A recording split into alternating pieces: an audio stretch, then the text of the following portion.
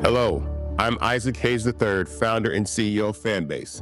And right now we're accepting investors in our $17 million round to revolutionize the future of social media. Today, for just $399, you can own 60 shares of stock in Fanbase at $665 a share. Go to startengine.com/fanbase and invest today. While the big platforms have grown too massive and disconnected from their users, Fanbase is building a platform where creators and users truly come first. We've already raised $4.8 million from everyday investors who believe in this vision, and now you can join them. This is your chance to invest in a social media tech company with over 1 million users that is disrupting media by allowing anyone to reach all of their following and monetize their content from day one. The market is changing, big platforms are failing to serve their users, and Fanbase is stepping up to fill the gap. Don't wait until it's too late. Invest now. Invest for yourself and your future. Go to startengine.com/fanbase and own the future of social media.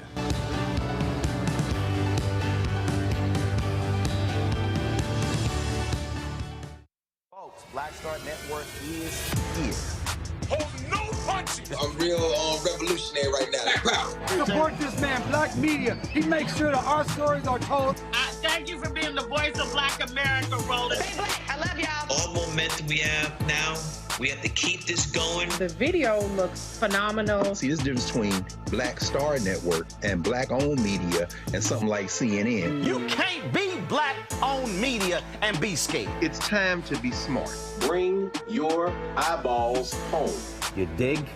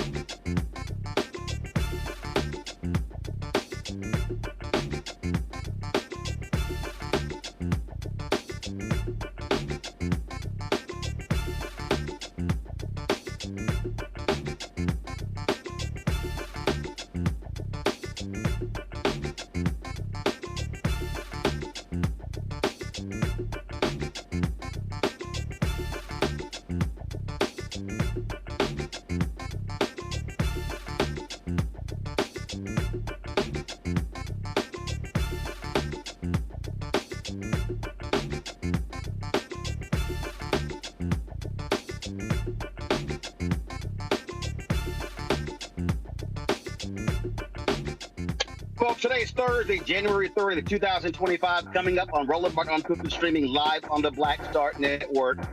We heard today one of the most racist and sexist news conferences ever, held by someone occupying the Oval Office. We will show you what Donald Trump, his grossly unqualified Vice President and Secretary of Defense, had to say in blaming Black and brown people and women for the crash in Washington, D.C. that claimed the lives of 67 passengers as well as 3 military members. We'll chat with Congresswoman Yvette Clarke, who is chair of the Congressional Black Caucus, about that. All of this was happening while 3 of his most unqualified picks to be in his cabinet, Kash Patel leading the FBI, RFK Jr., Robert F. Kennedy Jr. leading the Health and Human Services, as well as, of course, Tulsi Gabbard being the Director of National Intelligence, had their Senate hearings, and the media wasn't covering. And I got a special thing to say to white women. Understand something. The attacks on DEI includes you. It's time to bring the funk. I'm Roland Martin Unfiltered on the Black Star Network. Let's go. He's got it. Whatever the miss, he's on it. Whatever it is, he's got the scoop, the fact, the find. And when it breaks, he's right on time and it's rolling. Best believe he's knowing. Putting it down from sports to news to politics. With entertainment just for kicks, he's rolling. It's on go, roll, roll, y'all. It's rolling Martin, yeah. Rolling with rolling now. He's funk, he's fresh, he's real, the best, you know he's rolling Martin now.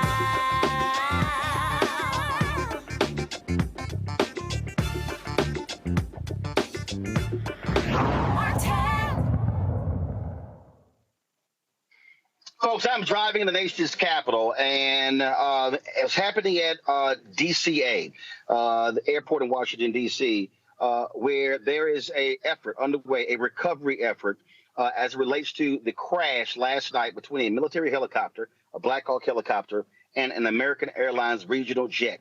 The helicopter carried 3 soldiers. The regional jet had 67 passengers and crew. All are presumed dead. They right now, it's no longer a mission trying to save lives. It is a recovery mission of those who have perished.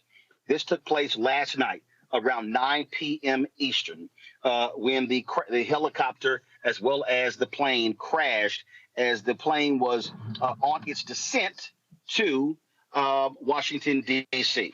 It is horrific. It is the first major air disaster in the United States since 2009. It is the first time in American history that a military aircraft has collided with a commercial aircraft. Earlier today, there was a shameful and despicable news conference where you heard the most racist and sexist attacks ever emanating from the Oval Office. I'm going to play those in just a bit, but I want to get right to our first guest, Congresswoman Yvette Clarke of New York. She is the chair of the Congressional Black Caucus. And Congresswoman, glad to have you here. I was appalled and ashamed with what I heard. This morning, first of all, I purposely choose not to watch any of these news conferences with Donald Trump and his minions because all it's going to do is get blood pressure up. I said, I'll go back and look at things later. My dad called me. Friends called me. They text. And they were shocked. They were like, do you believe what is going on here? And to watch the occupant, because I don't call that man the president, to watch the occupant of the Oval Office, to watch the Secretary of Defense, who is grossly unqualified for his job, to watch the Vice President, grossly unqualified for his job, to watch a former reality show contestant who is now the Secretary of Transportation, grossly unqualified for his job, stand before the American people and blame DEI for an airplane crash that has left 70 people dead. Bodies are still in the water, and those idiots stood before the cameras and went on an attack on DEI. Have you seen anything more shameful from an occupant of the Oval Office? Well, first of all, thank you for having me, Roland, and we do want to extend our deepest condolences to the family and loved ones of the individuals who were both on the American Airlines Flight 5342, as well as our military personnel that we lost in this horrific crash. Let me say that what we saw on display today from Donald Trump was a continuum of an ongoing effort to marginalize, to justify white supremacy, white male supremacy, and all of the manifesto known as Project 2025 to be able to move forward with the destruction of our communities, of our families, of our organizations, and we're not having it. It was a shameful display from Donald Trump and his administration today in a press conference that showed that they have not an empathetic bone in their bodies, that they would take this occasion while it is still raw in the lives of those who have lost loved ones, of those who may be traumatized in this nation by the fact that we had a military aircraft collide with a commercial airliner right in our nation's capital. For them to use that moment to go after, to speculate, first of all, to speculate about the causes of this horrific tragedy without any real regard for those families that are still receiving their loved ones. Some may not have even had an opportunity yet to connect with the remains of their dearly departed. This is what we're up against. We knew this from day one. And from day one, the actions of this administration, be the executive orders, be it this mass deportation action that is taking place across the nation, has demonstrated that we have to take Donald Trump at his word, and we're not having it. We are fighting back, and we will make sure that this administration knows that diversity, equity, and inclusion are what makes this nation great. And what is stunning here, a commander-in-chief always is very, very cautious and sympathetic and empathetic when members of the military lose their lives. And he stood up there. And you're right, no evidence. The investigation hasn't even started. And DEI, all qualified people. You have Peter Hegseth. We're going to be colorblind in our choices. We're going to play the clip later. And when I saw the clips, when I saw these comments, I sat there and I said, these are absolute racist and sexist attacks. And what they were saying to everyone is that the only people who they believe are qualified to have jobs in this country are white heterosexual men. Because let's be clear, they want the world to think, when they say DEI, they want that to be think black, think brown, but for every white woman, that includes you, because the reality is 75% of the DEI jobs in corporations held by white people. When you look at the MWBE contracts in the federal government, 78% of those contracts, white women. And so we need to understand what is at play here. So white women need to understand they are saying you too are unqualified for these jobs. Well, listen, we know that we are dealing with an administration that has decided to close ranks with white supremacists, that has decided to facilitate the type of discrimination and bigotry that we thought we had left behind as a nation generations ago. And everything indicates to me that they are prepared in this moment to step on civil rights, civil liberties, the Constitution, whatever it takes to bring about a white supremacist agenda and to marginalize and exploit the talent, the work, and the expertise of everyone else in our civil society. And we just can't abide with that. We're not going back. And again, I've seen people say, well, I have no evidence of him being a white supremacist, a white nationalist. What you saw today was Exhibit A, because to jump out there in front of the cameras, and when they say DEI, that's the new N word for them. What that means is, there were unqualified Black people, unqualified Latinos, unqualified women in these jobs.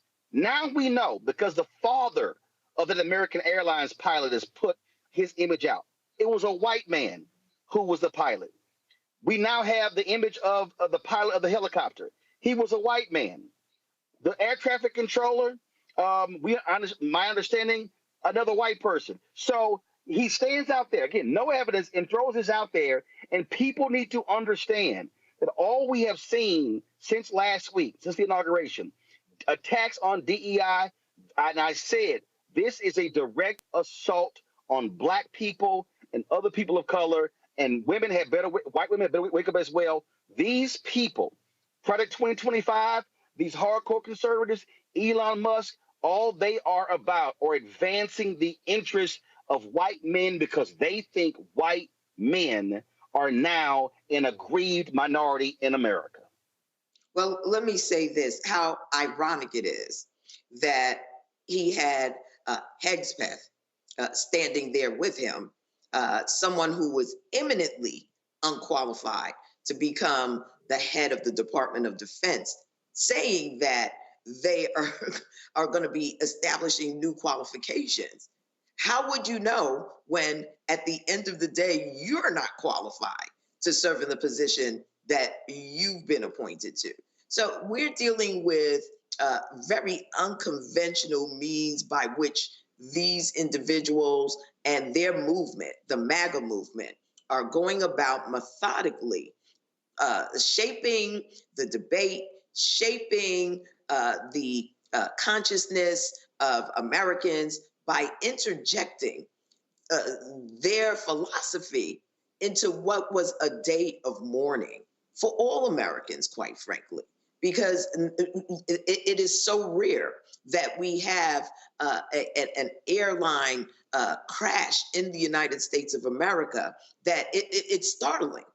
But again, this is part and parcel of the determination that these individuals have, starting from day one, as Donald Trump stated, to be a dictatorship, to circumvent the law and the Constitution, to advance their agenda, Project 2025.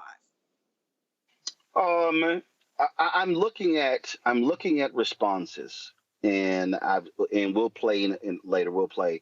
A number of people have responded. I saw Senator Chris Murphy. I saw Congressman Hakeem Jeffries, the minority leader, and others. But I'll be honest with you, Congresswoman. It's a whole lot of your white Democrats, your white female Democrats, who have been way too silent when it comes to these attacks. And we know the greatest beneficiary of affirmative action have been white women. What are you saying to your fellow white Democrats about them needing to get their act together and stand up to this racist and this sexist, and to call him out and say something? Because I've been saying this, and I've said it directly to different people. I'm tired of Black people having to carry the water. I'm tired of Black people being the sharecroppers, having to till the soil, to carry the burden, to respond to these attacks. And that's all that I've seen. And frankly, it's way too many white Democrats who have been silent today. Well, let me say this. First of all, I'm very focused on the Congressional Black Caucus, and I am focused on putting ourselves in formation and moving forward with an agenda for our communities in the face of all of this bigotry, all of this discrimination and hatred. At the end of the day, everyone is going to have to search their own conscience. I can say that we can't generalize. I have been in conversations with a number of my colleagues on the other side of, in the Democratic caucus, who are white individuals who are outraged and who are posting on their various platforms their disdain for what happened today. And so I want to say that, we're building a movement here. This is not a moment. We have got to make sure that in the same way that MAGA maniacs have organized themselves to commandeer the Constitution in the United States of America, we are going to mobilize people across this nation to restore our democracy and move it into the 21st century with diversity, equity, and inclusion.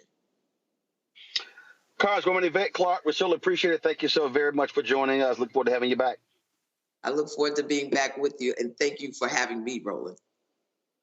All right, thanks a lot. Folks, I'm going to take a break, and then when we come back, I'm going to play for you some of the most egregious, shameful, despicable things that you've heard uttered from an occupant of the Oval Office. This is the leadership of this country making these claims, blaming an aircraft that has killed 70 people on black people, on brown people, on women, on the handicapped. That literally is what is going on here, because they believe that the only people who are qualified for jobs are white, heterosexual men. That's who America voted for in this election. You're watching Roland Martin Unfiltered on the Black Star Network. Back in a moment. What's up, y'all? Look, Fanbase is more than a platform. It's a movement to empower creators, offering a unique opportunity for everyday people to invest in Black-owned tech, infrastructure, and help shape the future of social media. Investing in technology is essential for creating long-term wealth and influence in the digital age. The Black community must not only consume tech, we must own it. Discover how equity crowdfunding can serve as a powerful tool for funding Black businesses, allowing entrepreneurs to raise capital directly through their community through the Jobs Act.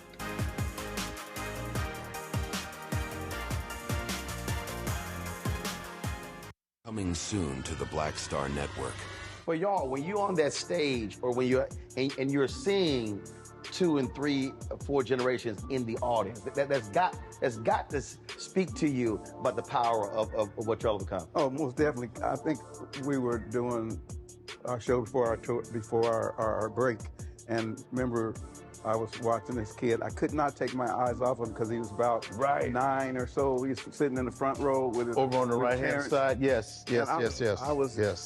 I was amazed that this kid knew everything, and I was like tripping to see how many songs this kid actually knew. And he knew them all. And he knew them all. We had to go over there and bring him on stage and take a picture with him, at the end of the show and stuff, because it was just that amazing. It's like, this is crazy. The music travels everywhere, like what Philip was saying, seeing this young kid, then you hear our songs on commercials, cold commercials. Then you have the younger ones that hear our music in animation.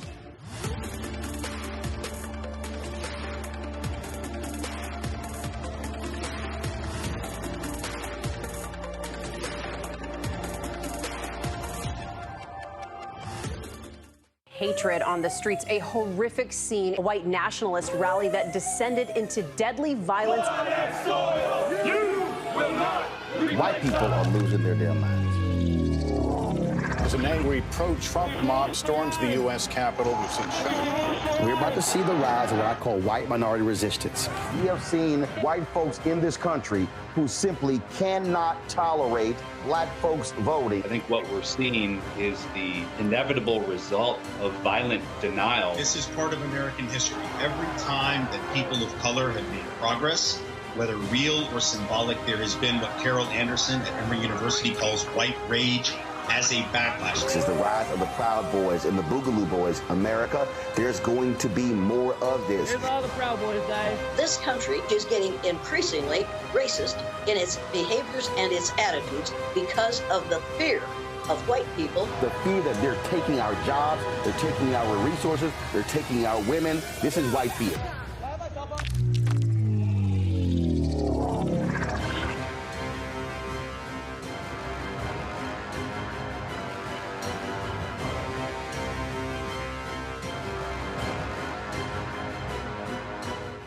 Next on the Black Tape with me, Greg Carr.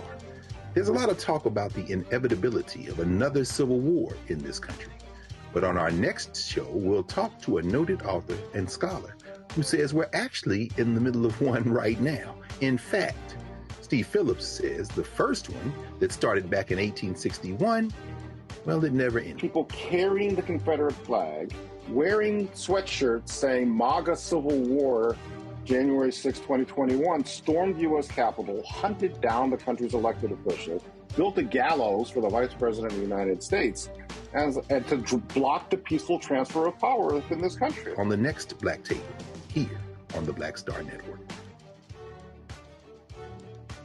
Next on Get Wealthy, with me, Deborah Owens, America's Wealth Coach, women of color are starting 90% of the businesses in this country. That's the good news. The bad news, as a rule, we're not making nearly as much as everyone else. But joining us on the next Get Wealthy episode is Betty Hines. She's a business strategist, and she's showing women how to elevate other women. I don't like to say this openly, but we're getting better at it. Women struggle with collaborating with each other. And for that reason, one of the things that I demonstrate in the sessions that I have is that you can go further together if you collaborate. That's right here on Get Wealthy, only on Black Star Network.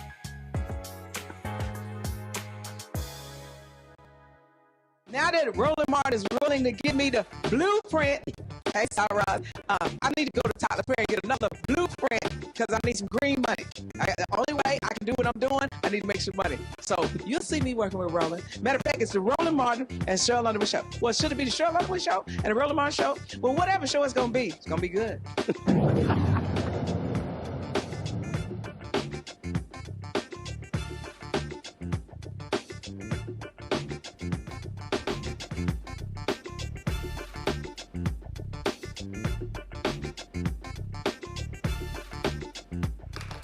Folks, I told you what was going on here. I told you what was at play, what has been happening in terms of these crazy, deranged white supremacists and what their agenda is and what their focus is and everything that they have done since January 20th. DEI, DEI, DEI, DEI, DEI. So you got to understand something. First attacks with Black Lives Matter. Then the next attacks, critical race theory. Then it was woke. Now it's DEI. All of that for them means black. Black first and foremost. So understand something. Today, a news conference took place 14 hours after a Black Hawk helicopter, a military helicopter, collided with an American Airlines regional jet not far from the White House at DCA. I don't call it Reagan. I call it by his airport code. At DCA Airport. And this is what Donald Trump, this is what J.D. Vance, Pete Hegseth, Sean Duffy had to say. We must have only the highest standards for those who work in our aviation system. I changed the Obama standards from very mediocre at best to extraordinary. You remember that. Only the highest aptitude, they have to be the highest intellect and psychologically superior people were allowed to qualify for air traffic controllers. That was not so prior to getting there. When I arrived in 2016, I made that change very early on because I always felt this was a job that, and other jobs too, but this was a job that had to be superior intelligence, and we didn't really have that, and we had it. And then when I left office and Biden took over, he changed them back to lower than ever before. I put safety first. Obama, Biden, and the Democrats put policy first. And they put politics at a level that nobody's ever seen, because this was the lowest level. Their policy was horrible, and their politics was even worse. So as you know, last week, long before the crash, I signed an executive order restoring our highest standards for air traffic controllers and other important jobs throughout the country. So it was very interesting. About a week ago, almost upon entering office, I signed something last week that was an executive order, very powerful, on restoring the highest standards of air traffic controllers and others, by the way. Then my administration will set the highest possible bar for aviation safety. We have to have our smartest people. It doesn't matter what they look like, how they speak, who they are. It matters intellect, talent, the word talent. You have to be talented, naturally talented geniuses. You can't have regular people doing that job. They won't be able to do it. But we'll restore faith in American air travel. I'll have more to say about that. I do want to point out that various articles that appeared prior to my entering office, and here's one. The FAA's diversity push includes focus on hiring people with severe intellectual and psychiatric disabilities. That is amazing. And then it says FAA says people with severe disabilities are most underrepresented segment of the workforce, and they want them in, and they want them. They can be air traffic controllers. I don't think so. This was in January 14th, so that was a week before I entered office. They put a big push to put diversity into the FAA's program. Then another article, the Federal Aviation Administration, this was before I got to office, recently, second term. The FAA is actively recruiting workers who suffer severe intellectual disabilities, psychiatric problems, and other mental and physical conditions under a diversity and inclusion hiring initiative spelled out on the agency's website. Can you imagine? These are people that are, I mean, actually, their lives are shortened because of the stress that they have.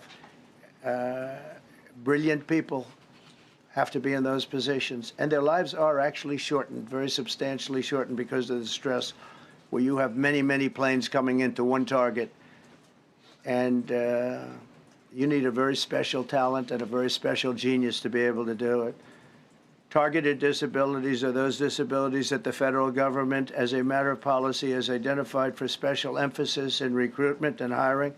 The FAA's website states they include hearing, vision, missing extremities, partial paralysis, complete paralysis, epilepsy, severe intellectual disability, psychiatric disability, and dwarfism all qualify for the position of a controller of airplanes pouring into our country, pouring into a little spot, a little dot on the map, a little runway. The initiative is part of the FAA's diversity and inclusion hiring plan. Think of that. The initiative is part of the FAA's diversity and inclusion hiring plan, which says diversity is integral to achieving FAA's mission of ensuring safe and efficient travel. I don't think so. I don't think so. I think it's just the opposite. So Donald Trump is saying that if you are disabled, you can't sit at a chair and watch a monitor as planes are landing and taking off. That it requires you to be physically imposing and muscular and strong. That's what he's saying.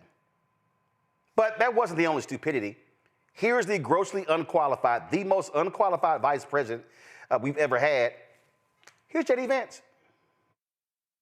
Something the president said that I think bears re-emphasizing, which is that when you don't have the best standards in who you're hiring, it means on the one hand, you're not getting the best people in government, but on the other hand, it puts stresses on the people who are already there.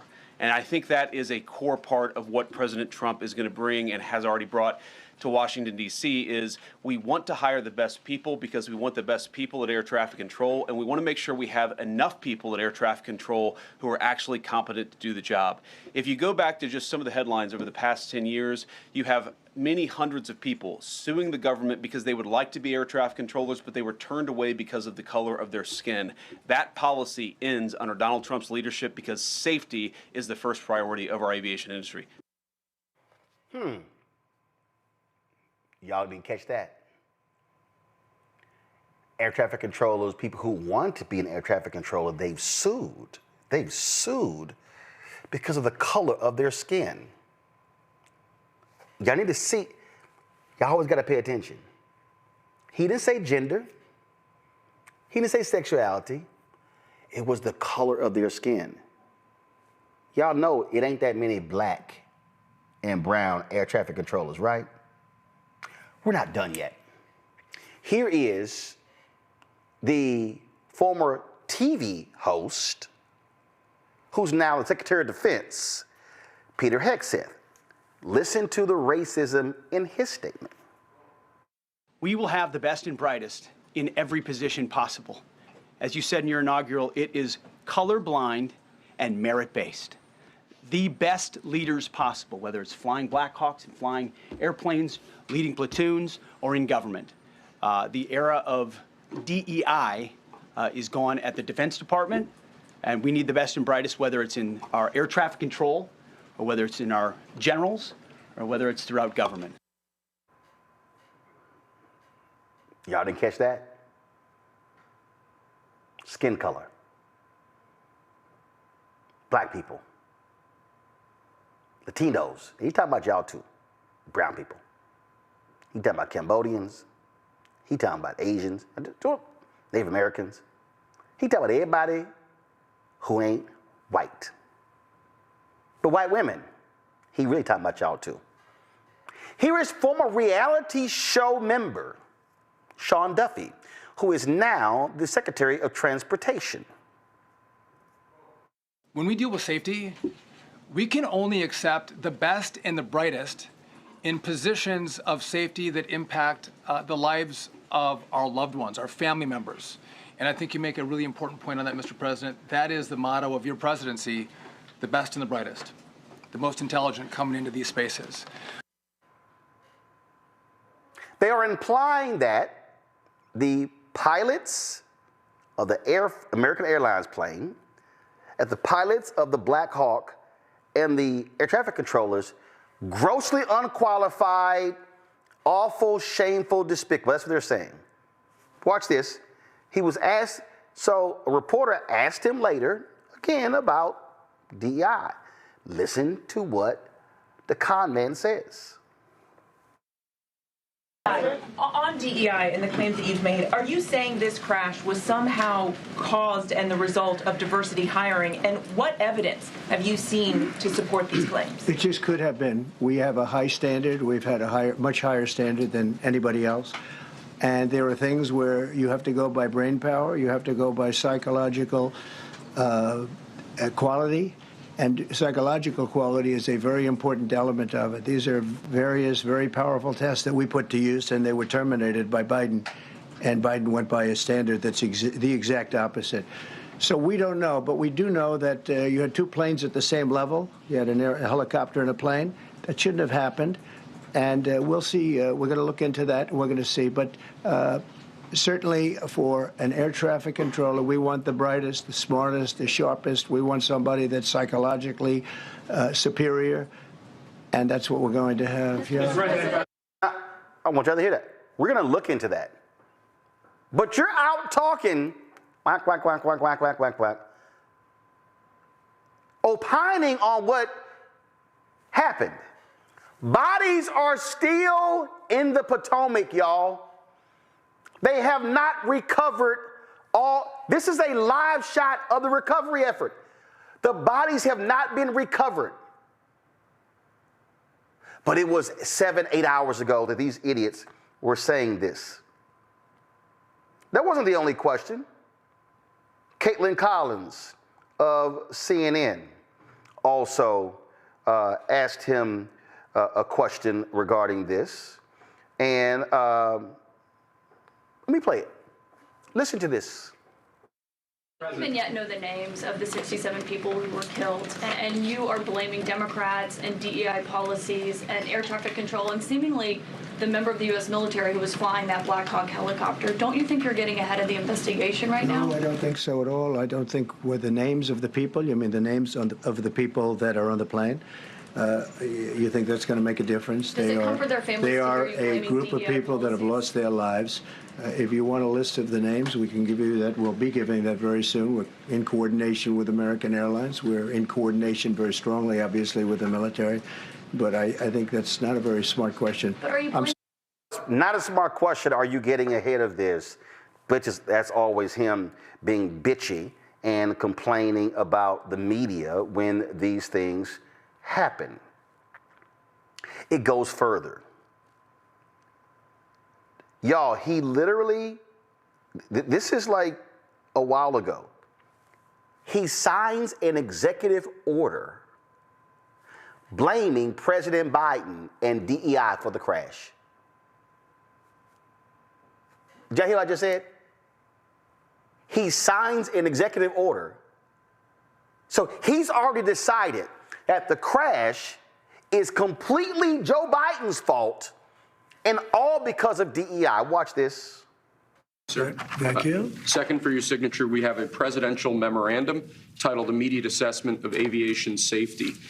In light of the damage done to aviation safety by the Biden administration's DEI and woke policies, what this presidential memorandum orders is for your Secretary of Transportation and FAA administrator, in this case, acting FAA administrator, to basically ensure that we are actively undoing all of that damage, that we are assessing how much damage was done, and that we're ensuring that people hired within the FAA, in keeping with your memorandum of January 21st, are only the most outstanding, capable people for the jobs that they're being hired into. In other words, competence. Yes, sir. Elevating competence over everything. Republican Party. Now, we literally have incompetent people trying to assess other people's competence.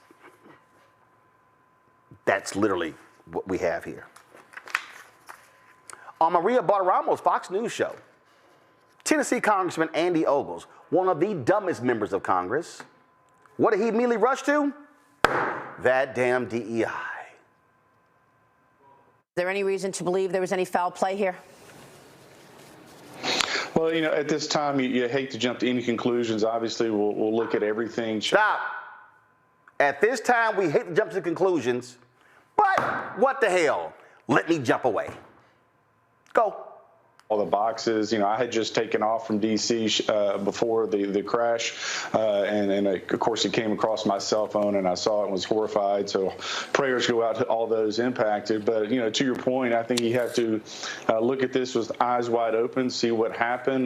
You know, human error, was it some sort of equipment failure? Did DEI play a role in this type of thing? So I think you look at it, you go into it with, again, eyes wide open and make sure that something like this never happens. It's been a number of years since we've had an aircraft collision such as this. And so, again, prayers for all those impacted. Absolutely. Yeah, haven't had one since 2009, but oh, it's that damn DEI that just did it, Now, this is how they're operating. Just the other day, Carolyn Levitt, who they're hailing as the youngest White House press secretary ever, who's an idiot who got them a federal restraining order yesterday when it came to one of their policies because of her dumbass tweets. This was her just a couple days ago from the White House podium talking about wokeness. So what does this pause mean? It means no more funding for illegal DEI programs. It means no more funding for the Green New scam that has cost American taxpayers tens of billions of dollars. It means no more funding for transgenderism and wokeness across our federal bureaucracy and agencies. No more funding for Green New Deal social engineering policies. Ooh, all that wokeness. Congressman Hakeem Jeffries, Democratic minority leader in the House, he is actually in California. I was texting him earlier. He was meeting with families in Altadena who have been impacted by the fires there. He dropped this video on social media.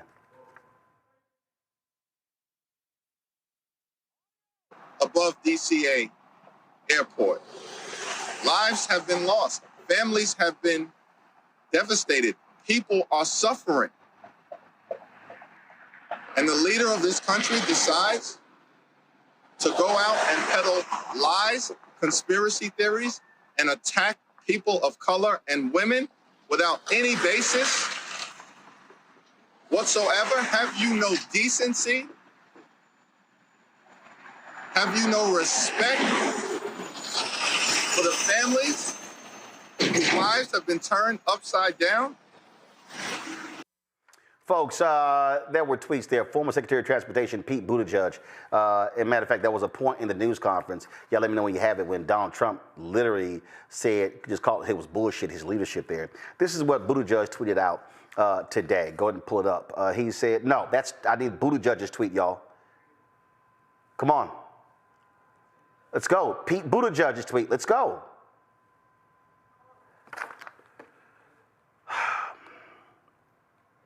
All right, here's a tweet. Despicable. As families grieve, Trump should be leading, not lying. We put safety first, drove down close calls, grew air traffic control, and had no commercial airline crash fatalities out of millions of flights on our watch. President Trump now oversees the military and the FAA. One of his first acts was to fire and suspend some of the key personnel who helped keep our skies safe. Time for the president to show actual leadership and explain what he would do to prevent this from happening again. Pollster Cornell Belcher tweeted this out. You can get the Cornell Belcher tweet, and then after him, you're going to get the Ilhan Omar tweet. Belcher, America deserves better than this. To use this tragedy to push a blatant and racial political agenda is absolutely appalling. It's not okay. It's abhorrent. It's unimaginable that a president would stand before us and dishonor the role of the office this way, not us. Congresswoman Ilhan Omar said bodies are still being pulled from the Potomac. Donald Trump and his grossly incompetent administration are blaming this deadly crash on DEI priorities in white women. This is disgusting, racist, and sexist. Their clueless actions have consequences, and they should be held accountable. Here is freshman Congressman Shamari Figures. He posted this tweet as well. Ensuring qualified candidates have a fair chance in employment had nothing to do with last night's tragic plane crash. President Trump's statements are classic race baiting, and that rhetoric is dangerous and unacceptable. And he goes on there as well. Congresswoman Frederica Wilson of Florida.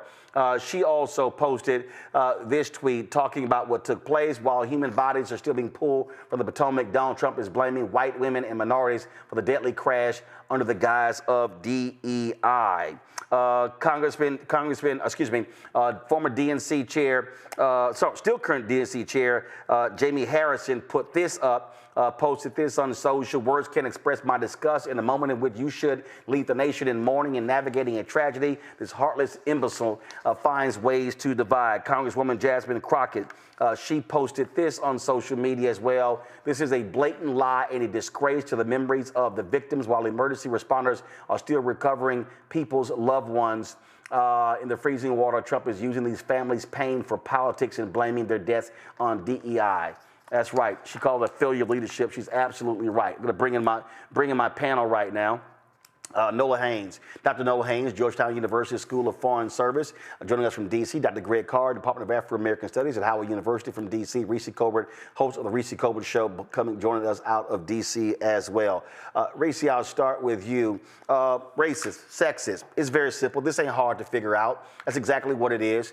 They stood there having no information on what took place, no idea about mechanical failure, no idea about communications failure, nothing about it. In fact, for the people who are wondering, here are the photos of the pilot. The father of the pilot posted this, talking about his pain of losing his son. So you see right here, you see the pilots, you see the flight attendants as well. One of them is an African-American sister. Do y'all have the image that they posted of the actual, right? This is the photo right here of one of the three personnel in the Black Hawk helicopter. And so we don't know who the FAA flight control person was, but the reality is, it's all DEI white people were the pilots in the planes. But let's blame it on them black people, because that sells well to the white people who voted for us and put us here in the first place. Right. First of all, let me just say my heart goes out to the victims and their families of this very tragic, horrific accident that should not be political fodder right now. But since Donald Trump, Pete Hegseth, and JD Vance want to go there, fuck you, Donald Trump, fuck you, Pete Hegseth, and fuck you, JD Vance, and fuck everybody down with this bullshit. But my message is really to MAGA. You know, what this whole episode reveals, white MAGA people and MAGA people all together, is how lowly Donald Trump and them really view y'all. They think y'all are so fucking stupid, so underdeveloped in terms of your brain and your capacity to critically analyze a situation, that they can throw out buzzwords and dog whistles like DEI when they really want to say the N-word, and you're going to be satisfied. You're going to find comfort in the idea that you are safe in these skies as long as a black person, which is statistically lower likely to happen, is behind the wheel. As long as it's a white man, you're going to be good. And that's such a fucking cop-out. It's actually really ridiculous that they think, and they might be justified in thinking this. I don't know. Y'all ain't really shown us that you that any smarter than what they give you credit for. But they think that they can get out of this without being held accountable for the fact that Elon Musk beefing with the FAA head is why he resigned, reportedly, on the day of Donald Trump's inauguration. They didn't bother to put somebody in there to be acting FAA chief. Why Donald Trump got rid of the TSA head, why they put an indiscriminate hiring freeze on the entire government, which impacted the ability to staff air traffic controllers and the FAA. They're hoping that your bigotry and your stupidity is going to be enough to get you to not notice that they are ill-equipped to handle the challenges that this country faces. They're not getting up there talking about, do we need better technology on our military aircraft? Do we need better technology on our airplanes? Do we need better technology in terms of how we route this very complex system of flight patterns and DCA? No, they're not talking about none of that shit. They're talking about motherfucking DEI. Are you kidding me right now? So as much as this is an attack on the intellect and the capabilities of black people, black, Latino, Asian, or whoever else situation may be, which, by the way, there were victims of every race and creed and gender and nationality even on these aircrafts, but I guess their lives don't matter. No. While they think that that is going to console you, they're unserious about tackling the challenges. And that is more detrimental to our country and our safety than any stupid ass and racist propaganda that they want to perpetuate. So I want to remind people, Charlie Kirk, who is a big-time Trump supporter, has his ear. Remember the racist crap that he said before, which Elon Musk also, when he questioned the intellect of HBCU graduates and airline programs at HBCUs? Here is the racism of Trump MAGA supporter Charlie Kirk. This is a year ago. Matter of fact, it's dated January 23rd, 2024. And that's why I think this United story and the DEI story hits so hard, because we've all been in the back of a plane when the turbulence hits, or when you're flying through a storm and you're like, I'm so glad I saw the guy with the right stuff and the square jaw get into the cockpit before we took off, and I feel better now thinking about that. No, I mean, like, you want to go thought crime? Like, I'm sorry, if I see a black pilot, I'm going to be like, boy, I hope he's qualified. Well, that's the you wouldn't have done that. You wouldn't have. You wouldn't have done that before. That's not an immediate. No, you wouldn't have done that before. That's not who I am. That's not what I believe. It is the reality. Absolute bullshit, Nola. That's exactly what he believes, and it's exactly what a lot of other white people believe. Because if they see somebody black, or they see a woman, or see Latino, Asian American, how they think, if I don't see a white man, then we're in trouble. That's what they think about engineering. I have talked to numerous black lawyers how they walk into the room and they assume that they were staff. We know this when it comes to black doctors. This is the master race ideology of Donald Trump, MAGA, and today's Republican Party. Absolutely. We are 100% talking about eugenics.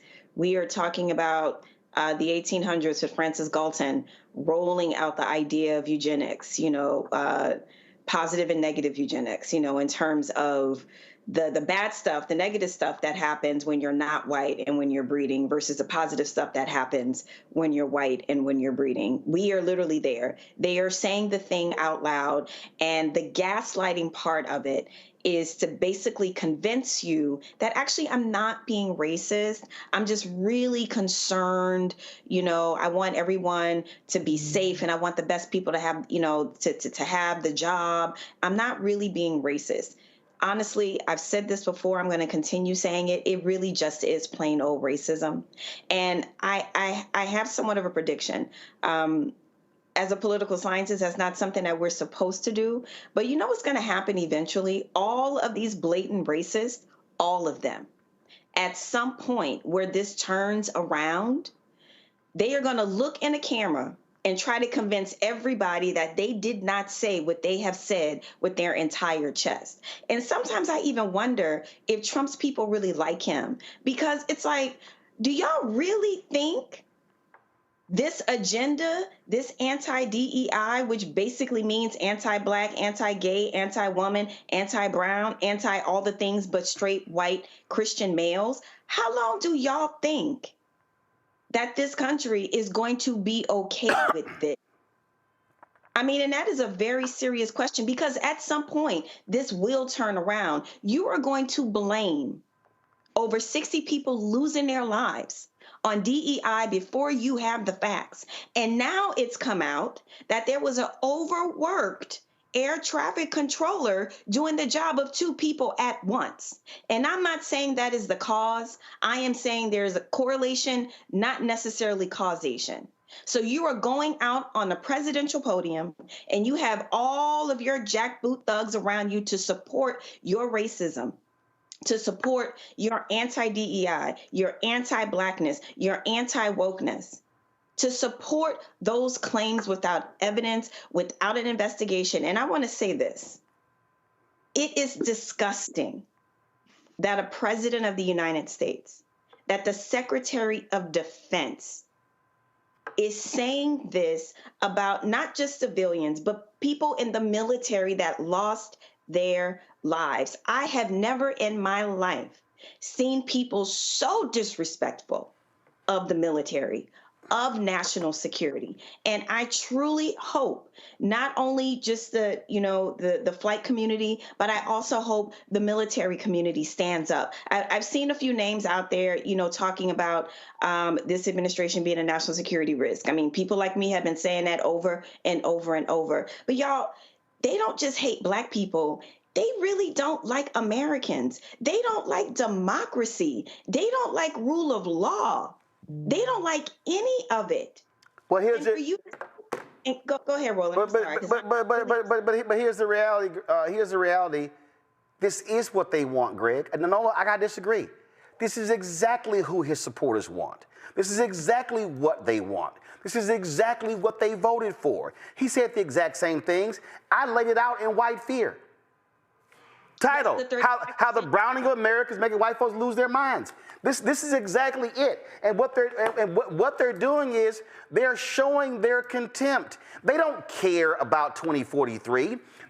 The reason, they do understand America is changing. They're saying, no. This is white land. This is ours. Everything is ours. The money is ours. The power is ours. The jobs are ours. Everything is ours. Y'all are meant to be subservient. You are meant to be sharecroppers. You are meant to be slaves without shackles. And there are Black people, if skin folk ain't kinfolk. Remember, Charlie Kirk said that, but remember what that hateful ass Candace Owens had to say. The exact same thing. Listen. Unfortunately, that is the reality of what happens when it comes to DEI. And what he is remarking on is true. I would be terrified if I got onto a plane and I saw a woman flying the plane. And I know that we have the United CEO saying that he just wants to fulfill a quota. He just wants there to be more women and wants there to be more Black people. And he's not concerned at first with qualifications. That is something that should alarm all of us, guys. Now, again, we know, Greg, we all know. I mean, if we sat here and pulled the record of plane crashes in America dating back 30, 40 years, we're going to see nearly all white pilots. If we pull the records of who were the air traffic controllers when those crashes happened, it's a good bet that list is going to be nearly all white. We can go on and on. We can talk about food poisoning. We can talk about, we can go on and on and on in America. It's white folks. If we want to talk about white-collar crimes and Ponzi schemes and bankrupting people, it's going to be mostly a white dude at the helm of it. But for them, oh no, anything that's gone wrong, it's those damn black people. It's those damn women. It's white women, because when they say black, if you're a black woman, you're in the black category. It's those damn Latinos. This is absolutely sickening to their base. It's them. They are grossly unqualified. They are dumb. They are evil. They don't know shit. We can't trust them with anything. So only give them menial jobs, because the only people who can do anything right and just, who is superior, who has the intellect, who has the psychological awareness, the only people who can do those things are our robust, strong, Christian, heterosexual white men. Yeah. Yes, sir. Square-jawed, right stuff. Boom. Right, man. Boom. Square-jawed, right stuff. That's the movie. That's the astronaut movie. Yes. The movie. There you go. And guess what? Black astronauts could not qualify. Go ahead, Greg. That's right. That's absolutely right. And of course, that's who probably most of the folks watching today. Well, a lot of people probably remember Dick Tracy. If this were a Dick Tracy cartoon, of course, we would refer to Charlie Kirk as Littleface. So anybody listening to Littleface. But yeah. Well, actually, I disagree. The people who are listening are those white boys in fraternities and on campuses, because those incels and what's trapping them, or that black boy with the shooting in Nashville who listened to them and listened to Candace Owens. Oh, yeah, that's who they're talking to. I definitely would agree with that. And that's who is, as you say, the lie. That is the lie, and that is the hope that they are peddling. Because in the short term anyway, Donald Trump's protestations just before the election notwithstanding, you do have to vote for elective office. And to get those millions, you have to peddle that hope.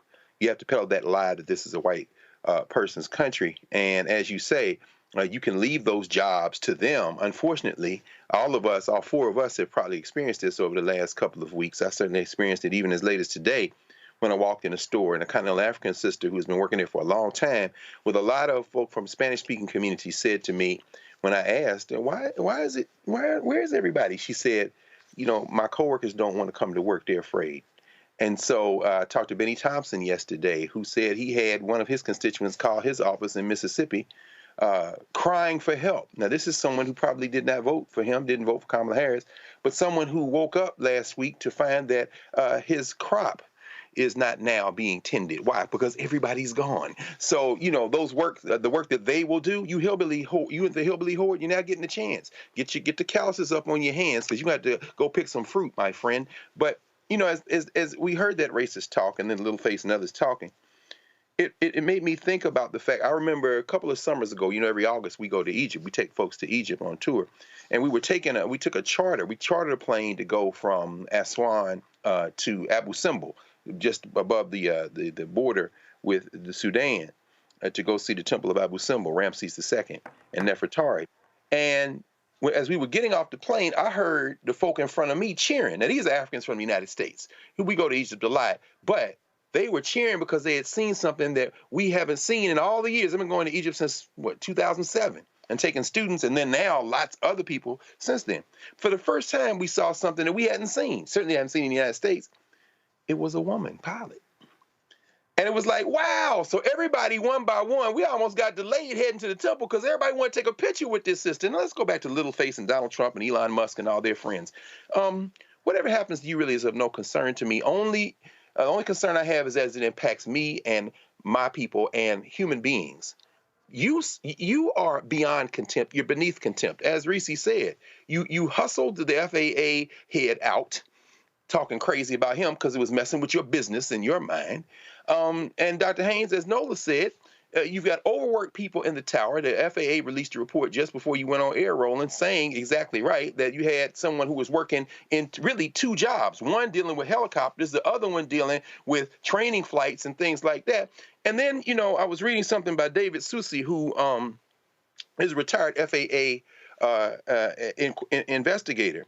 And he was saying today that DCA, and you're absolutely right, Roland, nobody black calls it by the R word, that curse word. Nobody calls it that. Certainly, I learned that when I moved to DC, and they're like, we don't call it. I was, oh, God, hey, no problem. You ain't got to tell me but once. But he was saying that not only is DCA one of the busiest airports in the world, it is absolutely the most complicated, because they add those airspaces are shared with military aircraft, VIP flights, White House transportation, drones flying clandestine operations. If you fly to DCA at a certain time, like tomorrow, Friday, you get there in the afternoon, you're going to see half of Congress. That's when they going home. And so when you think about that, and you think about the fact after the Federal Aviation Administration Reauthorization Act of 2024 added 10 additional daily flights to the schedule, and all 4 senators from Virginia and from Maryland protested because they said, you don't understand, you have a perfect storm for accidents. And that man stood up today, finally, and did what we all know he does. He moved in the direction of white nationalism for political gain. His base is going to be his base. Yep. And since it's going to be its base, the rest of us have to decide what we will do to stop him. Because guess what? The world isn't waiting on us to stop him. All the leaders of the Caribbean and Latin American countries were supposed to meet today, but they canceled the meeting, and the headlines in the United States were that they bucked to Trump. No, they didn't buck to Trump, fool. They have phones. The world is organizing. The only question we got to ask ourselves is, what are we going to do? Because they're getting ready to leave us in the dirt. See, I need everybody to understand. I'm telling you. I mean, y'all. All y'all folks who are listening, and I see it's about this 10,000, the most we've had on our YouTube channel live at one time in a number of months. This thesis, white fear, I have been speaking on this nationally in speeches, on television and radio since 2009. I literally said to John Avalon at CNN, who's now a member of Congress, John, this is in 2009, I said we are in the beginning stages of white minority resistance. Y'all need to understand what's at play. What you heard today, what you've seen with all these executive orders and policies, it is white minority resistance. They are scared to death of the nation becoming majority white. But they don't have to worry about that because you got a lot of Latinos who are calling themselves white Hispanics. See, we got to understand what's at play. And everybody who's watching, I had somebody say today, somebody said that they had 2 Black History Month speeches that were canceled. They said, keep the money, just don't show up. Somebody else said that several speakers bureaus have said that Black History Month bookings are down up to 70%. Same is going to take place next month, Women's History Month. What you have going on is you now have corporations, they're attacking the affinity groups. So the groups in companies and the federal government of Black employees and Latino employees and gay employees and women employees, I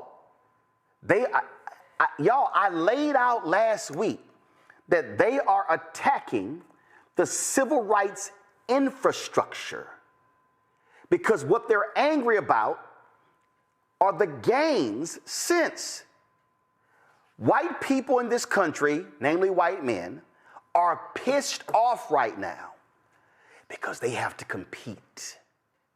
They're angry. See, everybody who's watching, y'all got to understand. Let me walk y'all through because I don't think a lot of people understand what I'm talking about here.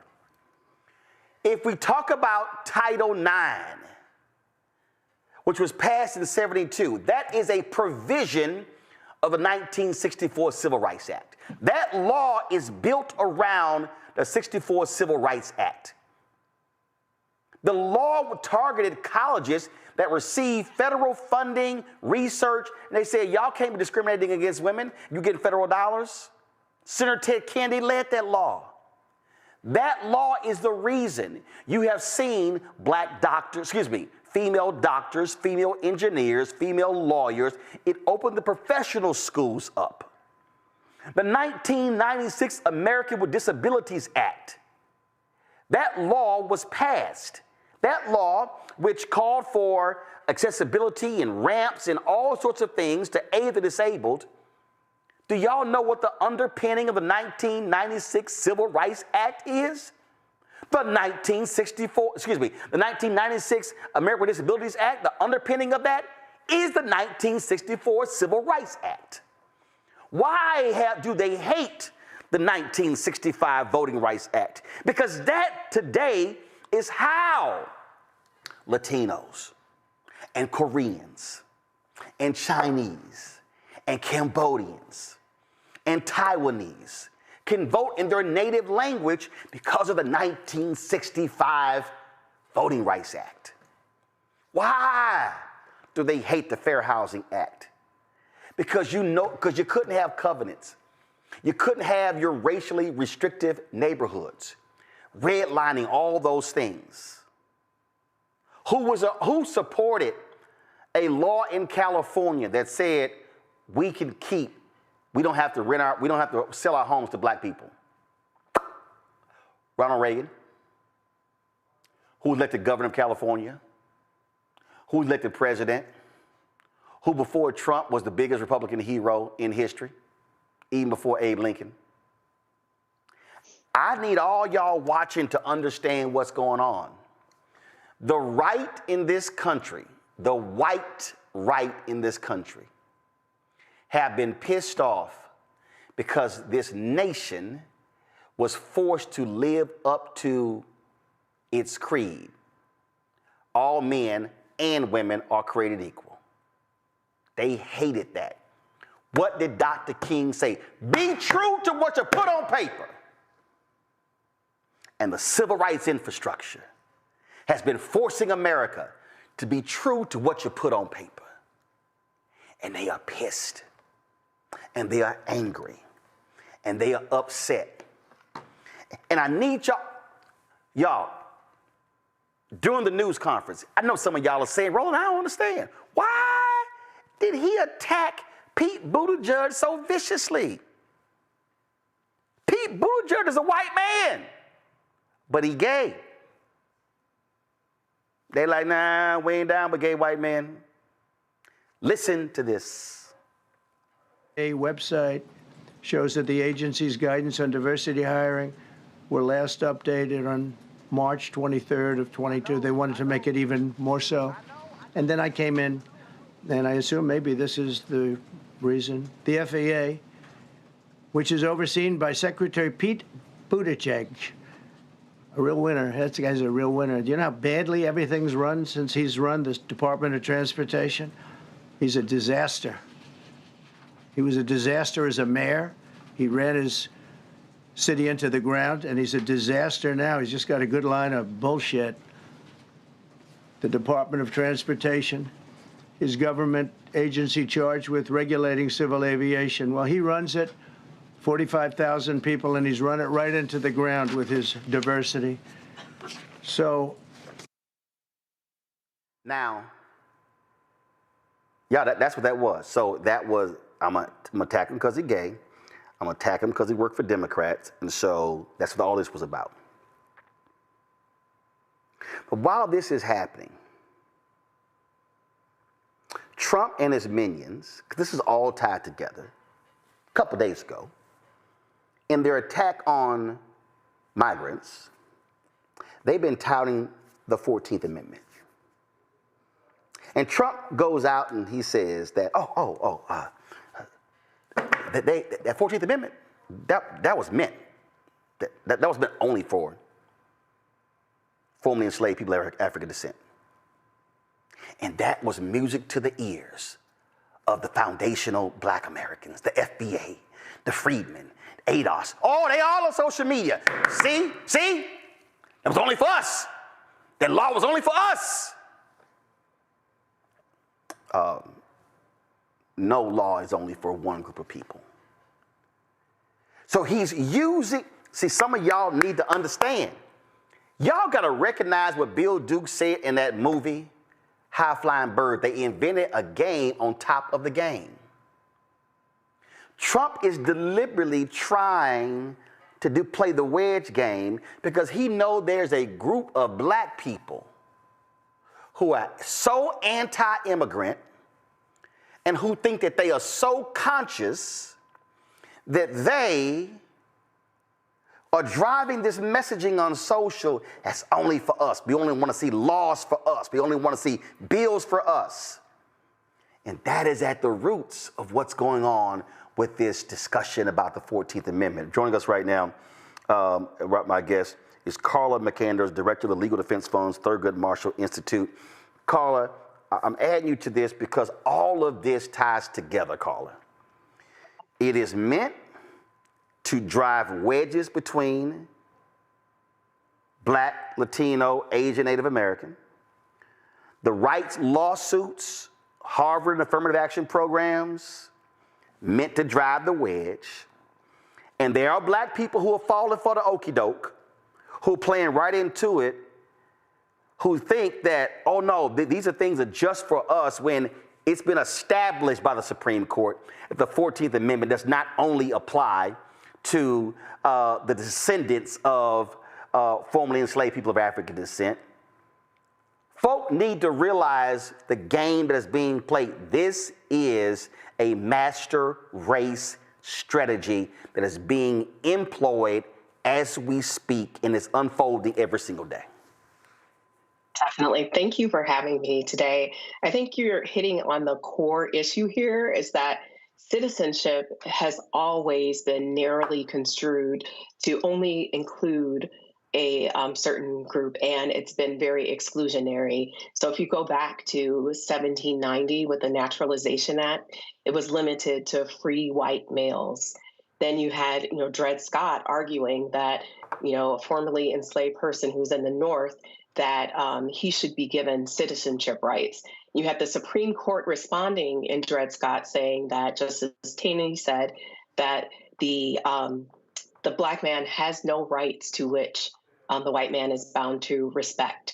And so the 14th Amendment came along and it provided citizenship, membership, and belonging to all persons born or naturalized in the United States, are citizens of the United States.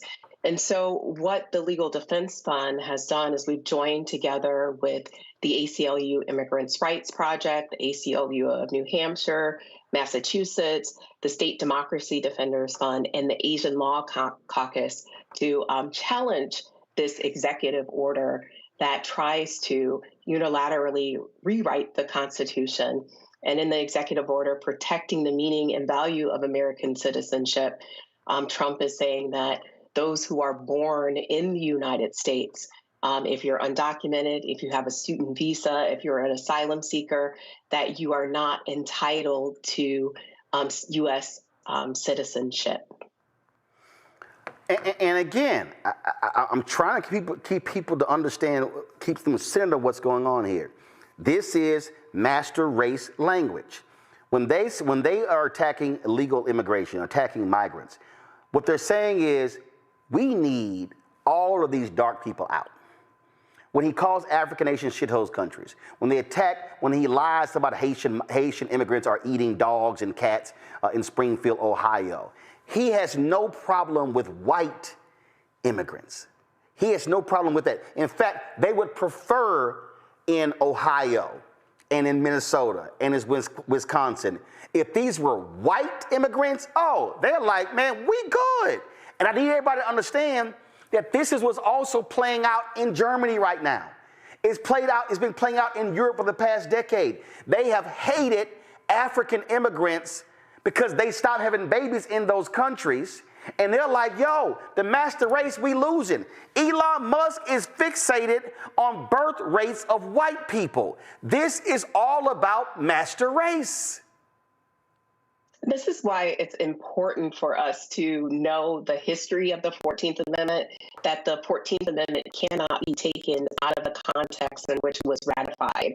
It was ratified during Reconstruction, and it was ratified to ensure that all people that are born in the United States have access to the rights to which citizenship gives them. So the right to equal protection. And what this law does is like you indicated, it drives a wedge, and the people that are harmed are the children that will be born stateless in the United States. They won't be entitled to a passport, which means that they won't be able to travel. They won't be able to, if you're a child born in the United States, you're entitled to certain medical care. And this is a tactic that has been used before. And that's why it's important for us to go back and look at the language of Dred Scott. It's important for us to look at the context in which the 14th Amendment was passed and look at the naturalization laws and how first, there was the exclusion of formerly enslaved people.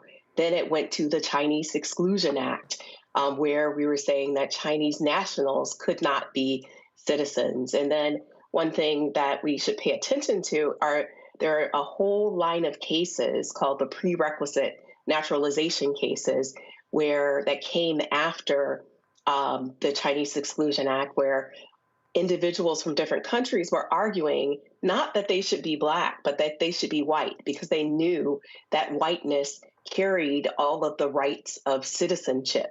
And so this is a well-worn playbook. We've been having the same arguments about membership and belonging since 1790, and with the ratification of the 14th Amendment.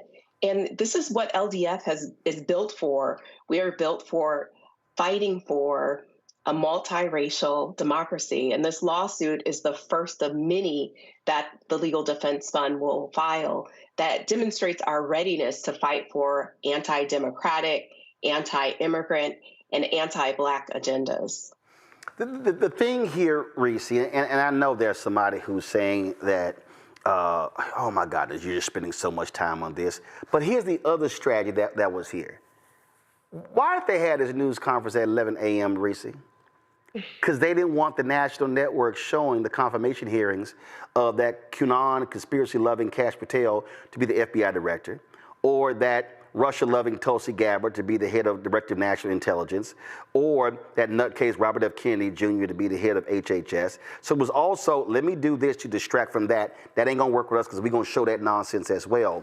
But I really do need Black people to understand what's going on here. Project 2025, we kept detailing it. That agenda is stop everything that has led to Black advancement. Mm-hmm. And as a part of that, Latino advancement, all of that. I was reading a story in the Wall Street Journal where India actually sends more migrants to America than anywhere else. They ain't talking about them. They ain't trying to see, because you won't hear J.D. Vance's wife saying nothing. You don't hear Vivek Ramaswamy saying anything about that. You don't hear Bobby Jindal saying anything about that, the former governor of Louisiana. You don't hear Nimrata Nikki Haley, former governor of South Carolina, saying anything about that. No. What they saying is, I'm going to need you Mexicans, Colombians, Venezuelans, Brazilians. I'm going to need all y'all to get the hell out, and all y'all from Bermuda, from Haiti, from Jamaica, from African nations. I need all y'all gone. These people, if they could import 1 million or 2 million Swedish or folk from Swedes or folk from Denmark, oh, they would do it in a heartbeat. That's what they want. Yeah, they want to strip our citizenship. I don't even know why anybody would take comfort in the whole notion of lineage being something that guarantees your citizenship when half of us can barely trace several generations back. We've covered before on this show, Roland, and it's been reported in ProPublica about how farm workers and how Black people have lost their property because of heirs properties and the lack of documentation where property is passed down from generation to generation. So I don't think we want to get into really rigid technicalities around citizenship when it comes to Black people, because we've been stripped of our lineage, even within this own country, being the descendants of slaves or enslaved people. And not all of us are descendants of enslaved people per se, because there are some people that weren't enslaved. So the reality is that this is just a way to kind of give the chaos agents, let me put it that way, something to chew on and to distract from, because those people have been very quiet about, look at what the Asians got. Look at why can't we get anything for Black people specifically, when Donald Trump and his administration has been laser-like targeting everything to undo for Black people. They've been quiet. They've been mute. So now this gives them something to talk about and kick up dirt about. But there's nothing to celebrate in that admission, which is, yes, part of what birthright citizenship is about, when he's doing everything to strip us of our citizenship today. I got a kick. I'm going to see if I can increase this story. The folks at Midas Touch had put this story out. Trump's new transportation secretary voted against FAA funding in 2019, NOLA, when he was in Congress. Ain't that special? The person complaining about FAA cuts voted against FAA funding. They will all get exposed by this, but the reality is you have these MAGA people. This is what they wanted. What happened today, this is what they desire. Absolutely. And I kind of want to go back to 2016, 2017 to the travel bans. Definitely I spent a great deal of time with the travel bans, especially a part of the civil rights package that's talked about a little less, which is the expansion of the Immigration Nationality Act of 64 and 65. And I'm happy to see that the sister is still here with us, because I definitely, I have been thinking about this quite a lot in terms of, I see this as an extension of the 2017 and 2020 travel bans, especially when the Supreme Court upheld the 2017 travel ban, upheld it on presidential powers, right? So my worry is always, because the Supreme Court is so Trump friendly, will some of these executive orders be upheld once it reaches to that level? And it seems like when it comes to immigration, that the Supreme Court seems to be very Trump positive, with their decision making. And so I am very curious about the Immigration Nationality Act, especially the last part of it that allowed for the Black and brown folks to come here. Now, there was an earlier version of the INA where it was mostly white, from white European countries, a few Asian countries, but not the brown or Asian countries. And then part of the civil rights package really exploded that, right? And then it offered a way for people from African countries, Central America, all around the world to come to the United States. And so because this is a very pro-loophole administration, Admin 1 and Admin 2, I'm very curious if that's a workaround to kind of close that loophole of the Immigration Nationality Act, especially that last expansion, as this really is a reversal of all of the civil rights package. It seems that Trump is trying to eviscerate it with the stroke of a pen. And my concern is always, where is the Supreme Court going to show up, as we move through the system? I want her to answer your question. Go ahead. Okay. Definitely. I think what you're pointing out is extremely important, that as a part of the Civil Rights Act, that we had the elimination of the quota system. And that quota system opened the door for many people from different nationalities to immigrate to the United States. Now, the thing that we need to distinguish in the Immigration and Nationality Act is passed by Congress. And it does give the executive branch wide authority or discretion. So with the travel ban, you saw the Trump administration invoking its national security powers And once national security is invoked, that means that the Supreme Court is very deferential to the executive branch. Right. Contrast that to the 14th Amendment is different from the Immigration and Nationality Act. The 14th Amendment cannot be unilaterally changed by a president. What you see the administration doing through executive orders is legislating from the executive branch. We know that it takes a vote of Congress to amend the Constitution, and it also takes states to vote to amend the Constitution. So the executive order is interpreting the phrase "subject to the jurisdiction thereof" as meaning that does not include undocumented immigrants, and that's very untrue. There are only a limited amount of exceptions where that applies. Thank you for that discussion. Greg, we spend lots of time really unpacking these things, and let me be real clear. This conversation here will not, absolutely, positively, ain't gonna happen on mainstream media because they are a part of this problem as well. I wrote about it in the book. I literally had the host of a network show say, "Man, I would love to have you on my show, Roland, to talk about your book, White Fear, but my white producers don't like your book title." And I said to this person, I write about them in the book. And the response was, "No, you preach it to the choir." I said, "No, I need you to be the pastor."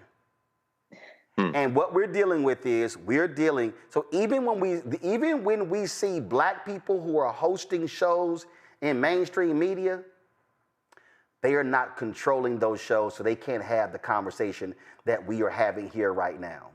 But people need to understand, why is there such a focus on, why are they so hell-bent on DEI? What's going on here? It's because they are talking to their white base.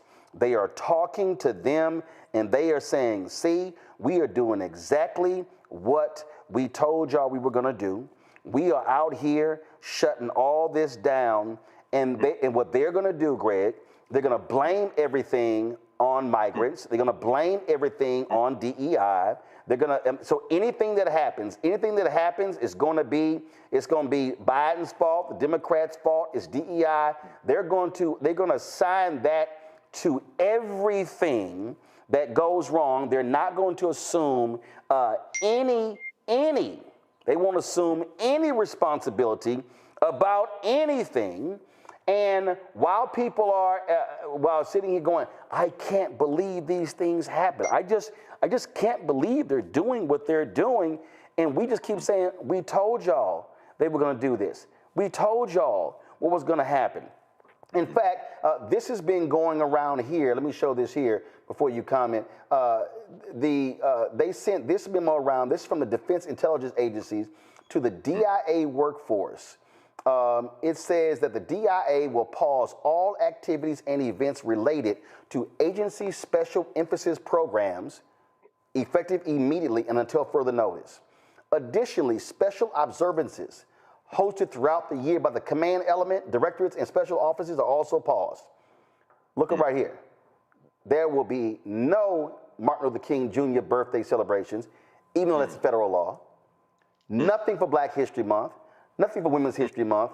Holocaust Day, Days of Remembrance, y'all out. Asian American Pacific Islanders Heritage Month, forget about it. Pride Month, sorry gay folks, you're gone. Juneteenth, ain't gonna happen. Women's Equality Day, forget about it. National Hispanic Heritage Month, National Disability Employment Awareness Month, hell no.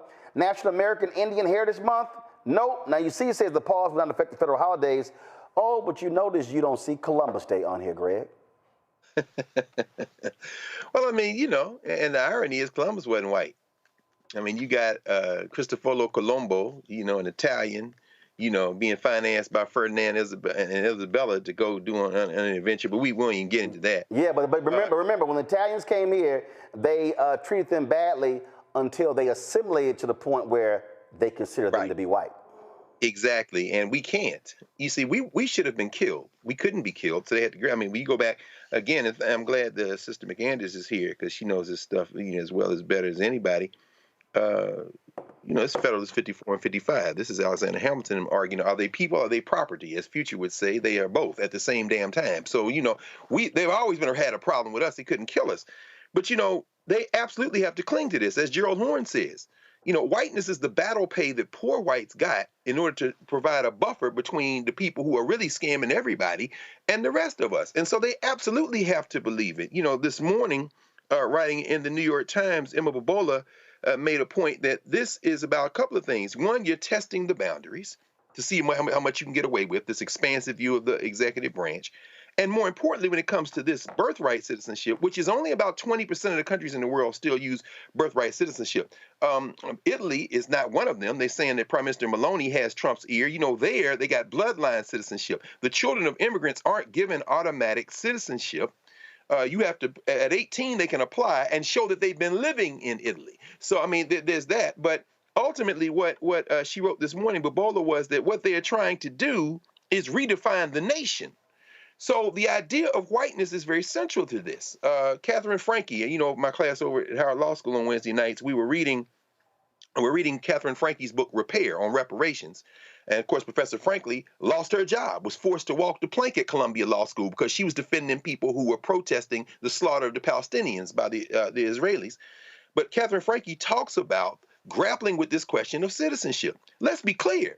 There's no constitutional definition that extends to everybody until Reconstruction. What Professor Kermit Roosevelt, and we interviewed him on the Black Table. We have a session of that at the Black Table. Kermit Roosevelt wrote a book called The Nation That Never Was. He says, from all intents and purposes, the United States that we talk about began in Reconstruction. As you have said many times, it is, George Washington, James Madison, you're not my dad. I don't give a damn about them founding fathers. So what it comes down to is this. The fight over citizenship is the fight over defining what it means to be a member of the community called United States of America. And the federalism that is triggered by having a 14th Amendment, meaning the Fifth Amendment now applies to the states, as we heard Sister McAndrews say, trying to address with Dred Scott, opens up another can of worms that trails back to that 14th Amendment. And this is where I'll end with this question, Ms. McAndrews. I know this is something that y'all talk about a lot, legal scholars, lawyers, constitutional lawyers in particular.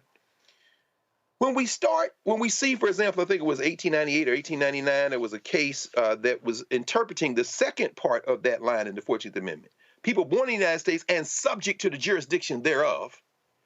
They're saying that these children of Asian immigrants are subject to the jurisdiction of the United States because their parents came from somewhere else, but they were born here. Do you think, Sister McAndrews, that testing the legal boundaries of the 14th Amendment is as simple as reaffirming what the amendment, the plain language of the amendment says in the legislative history and the plain meaning? Or are these white nationalists, are they in a better position now, given how they've stacked the federal judiciary, particularly the Supreme Court, but also that funky Fifth Circuit Court of Appeals? They probably filed this case in Texas, try to push it to the Supreme Court, to try to really get a bench that might interpret that subject to the jurisdiction thereof in a way that could shrink the meaning of birthright citizenship. How are y'all grappling with that at this stage? And should we really be paying close attention to that? Well, I think definitely we should pay close attention to it.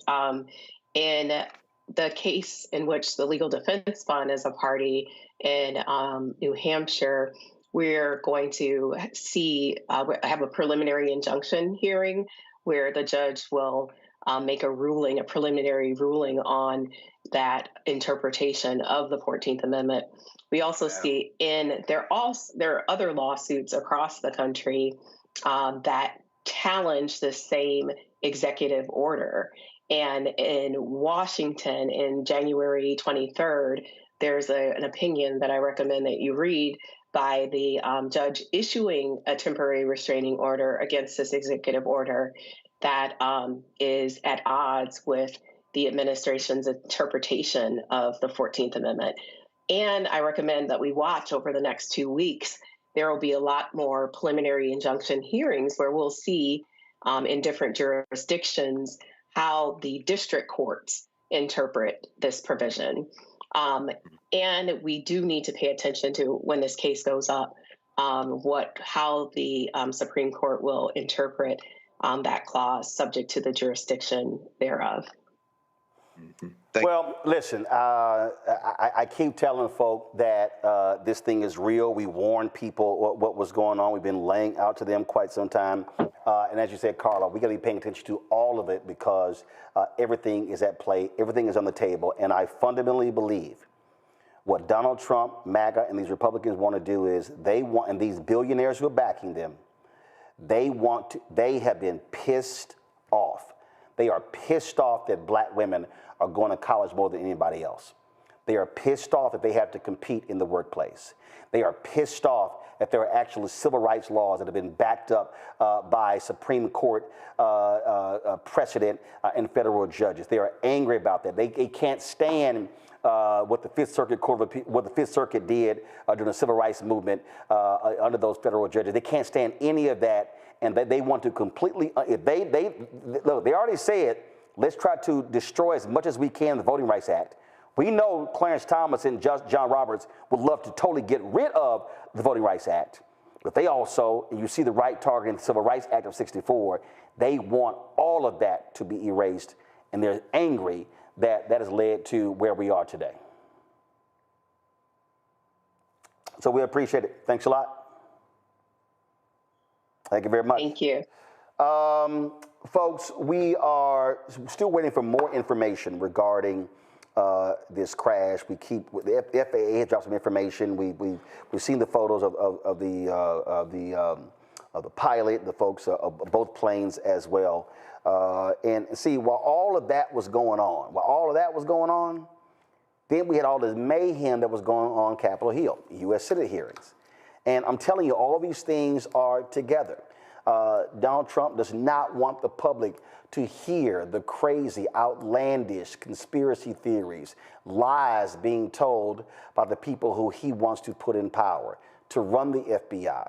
Kash Patel is a grossly unqualified nutcase. And for Trump, that's perfect. He's a perfect person to lead the FBI. Oh, Tulsi Gabbard, she made excuses for Russia and Assad. That's all she's done. Her hearings were taking place today as well. Then, of course, you had Robert F. Kennedy Jr., who believes in this theory that black people, we're just superhuman beings. Listen to this exchange between him and Maryland Senator Angela Alsobrooks. Incredible. You said the following, and I quote, "We should not be giving black people the same vaccine schedule that's given to whites because their immune system is better than ours." Can you please explain what you meant? There's a series of studies, I think most of them by Poland, that show that to particular antigens that blacks have a much stronger reaction. There's differences in reaction to different products by different races. So I have 17 seconds left. Let me just ask you then. So what different vaccine schedule would you say I should have received? What different vaccine schedule should I have received? I mean, the Poland article suggests that blacks need fewer antigens than. This is so dangerous. So you get the same measles vaccine. Mr. Kennedy, with all due respect, that is so dangerous. Your voice would be a voice that parents would listen to. That is so dangerous. I will be voting against your nomination because your views are dangerous to our state and to our country. Y'all know what's a trip? How many black people in Poland? Second of all, here's what's really crazy about what the hell he was talking about. If he believes that black people respond differently to drugs, shouldn't you have federal studies that focus on black people to see if they're different than white people and others? Oh, I'm sorry. They got rid of all of those things because that's DEI. Okay, that was hilarious. Yeah, that was hilarious. Roll the other sound bite from the Kash Patel hearing. That was insane. Just roll it. I'm looking at you. You're talking to me. No, look at them. I want you to look at them if you can, if you have the courage to look them in the eye, Mr. Patel, and tell them you're proud of what you did. Tell them you're proud that you raised money off of people that assaulted their colleagues, that pepper sprayed them, that beat them with poles. Tell them you're proud of what you did, Mr. Patel. They're right there. They're guarding you today. Tell them how proud you are. That's an abject lie, and you know it. I've never, ever accepted violence against law enforcement. I've worked with these men and women, as you know, you my entire glorified life, it in song, and I did Mr. not Patel. make a single dime out of it. In song. Well, let me. How about you ask them if I have their backs, and let's see about that answer. Let me ask you this. Did you say that the FBI headquarters should be shut down and reopened as a museum of the deep state? Mr. Chairman, are we allowed to go an extra time? Let's see. You get a second round. Before I call on Senator Lee. Could he just answer the question if he said that the FBI headquarters, where they investigate cybercrime and terrorism, should be shut down and opened as a deep state? Hey, Mr. Chair. As a museum. Did he say that the headquarters should be shut down? Mr. Chair. I deserve an answer to that question. He is asking to be head of the FBI, and he said that their headquarters should be shut down. Mr. Chair, parliamentary inquiry. You got anything you want to say, Mr. Patel, before I go on to Senator Lee? Simply this. If the best attacks on me are going to be false accusations and grotesque mischaracterizations, the only thing this body is doing is defeating the credibility of the men and women at the FBI. I stood with them here in this country. In every theater of war we have, I was on the ground in service of this nation. And any accusations leveled against me that I would somehow put political bias before the Constitution are grotesquely unfair. And I will have you reminded that I have been endorsed by over 300,000 law enforcement officers to become the next director of the FBI. Let's ask them. Mr. Chairman, I am quoting his own words from September of 2024. It is his own words. It is not some conspiracy. It is what Mr. Patel actually said himself. Facts matter. Senator Dick Durbin asked him about appearing on a podcast with a guy who loves neo-Nazis. Patel's like, I don't know who he is. Go. Play it. All right, I'll play it myself. I got it. Take my iPad. Stu Peters, does that name ring a bell? I'm sorry, what? Are you familiar with Mr. Stu Peters? Not off the top of my head. He made 8 separate appearances on his podcast. He promoted outrageous conspiracy theories and worked with a prominent neo-Nazi. There are more. Ted Nugent, it goes on, list goes on. I'm just asking, when it comes to your association with individuals, why are so many of them in this category? My association, as you loosely define it, is by appearing in media over 1,000 times to take on people who are putting on conspiratorial theories and to devour them of their false impressions and to talk. I'm sorry, I'm confused. Which is it? Do you know Stu Peters or not, Cash? I mean, I'm just confused. Maybe you forgot this. Thank you so much for being here. We appreciate it. Thanks, Stu. Always love coming on your show. Cash Patel, thank you so much for making the time to be here with us. We appreciate it. Thanks, Stu. Appreciate it. Thank you so much for being here. We appreciate it. Thanks, Stu. Appreciate it. See you soon. I got to go, Cash. Thank you so much for being here. We really appreciate it. Thanks, up Stu. against a hard break here. Thank you so much for being here. We appreciate it. Thanks so much. Appreciate it, Stu. Cash Patel, thank you so much for being here. We appreciate it. Thanks so much, Stu. Appreciate it. You've got a great show. Thank you. These people are liars, Nola, and Trump wanted to distract the country from these 3 dangerous nominees, and that's what we have here. These people should not be confirmed, and I don't know if you actually have 4 Republicans with guts to vote no. You know, I want to start off by being just blatantly honest, Roland. You know, tonight, it took a lot for me to come here tonight. I'm not feeling well. I'm tired. Everyone has had an exhaustive week, but especially for the national security and foreign policy community, this has been heartbreaking and devastating because we take our work very seriously.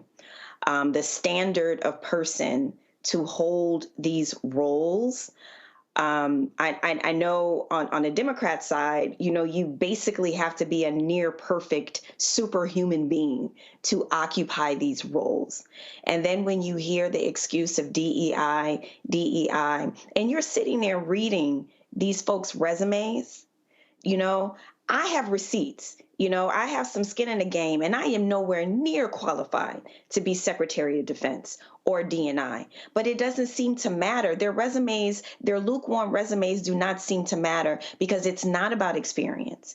It's not about leadership. It is about loyalty, and it is about making sure that the President of the United States, whatever his whims, flights, and fancies are, that they are carried out. And that's the danger.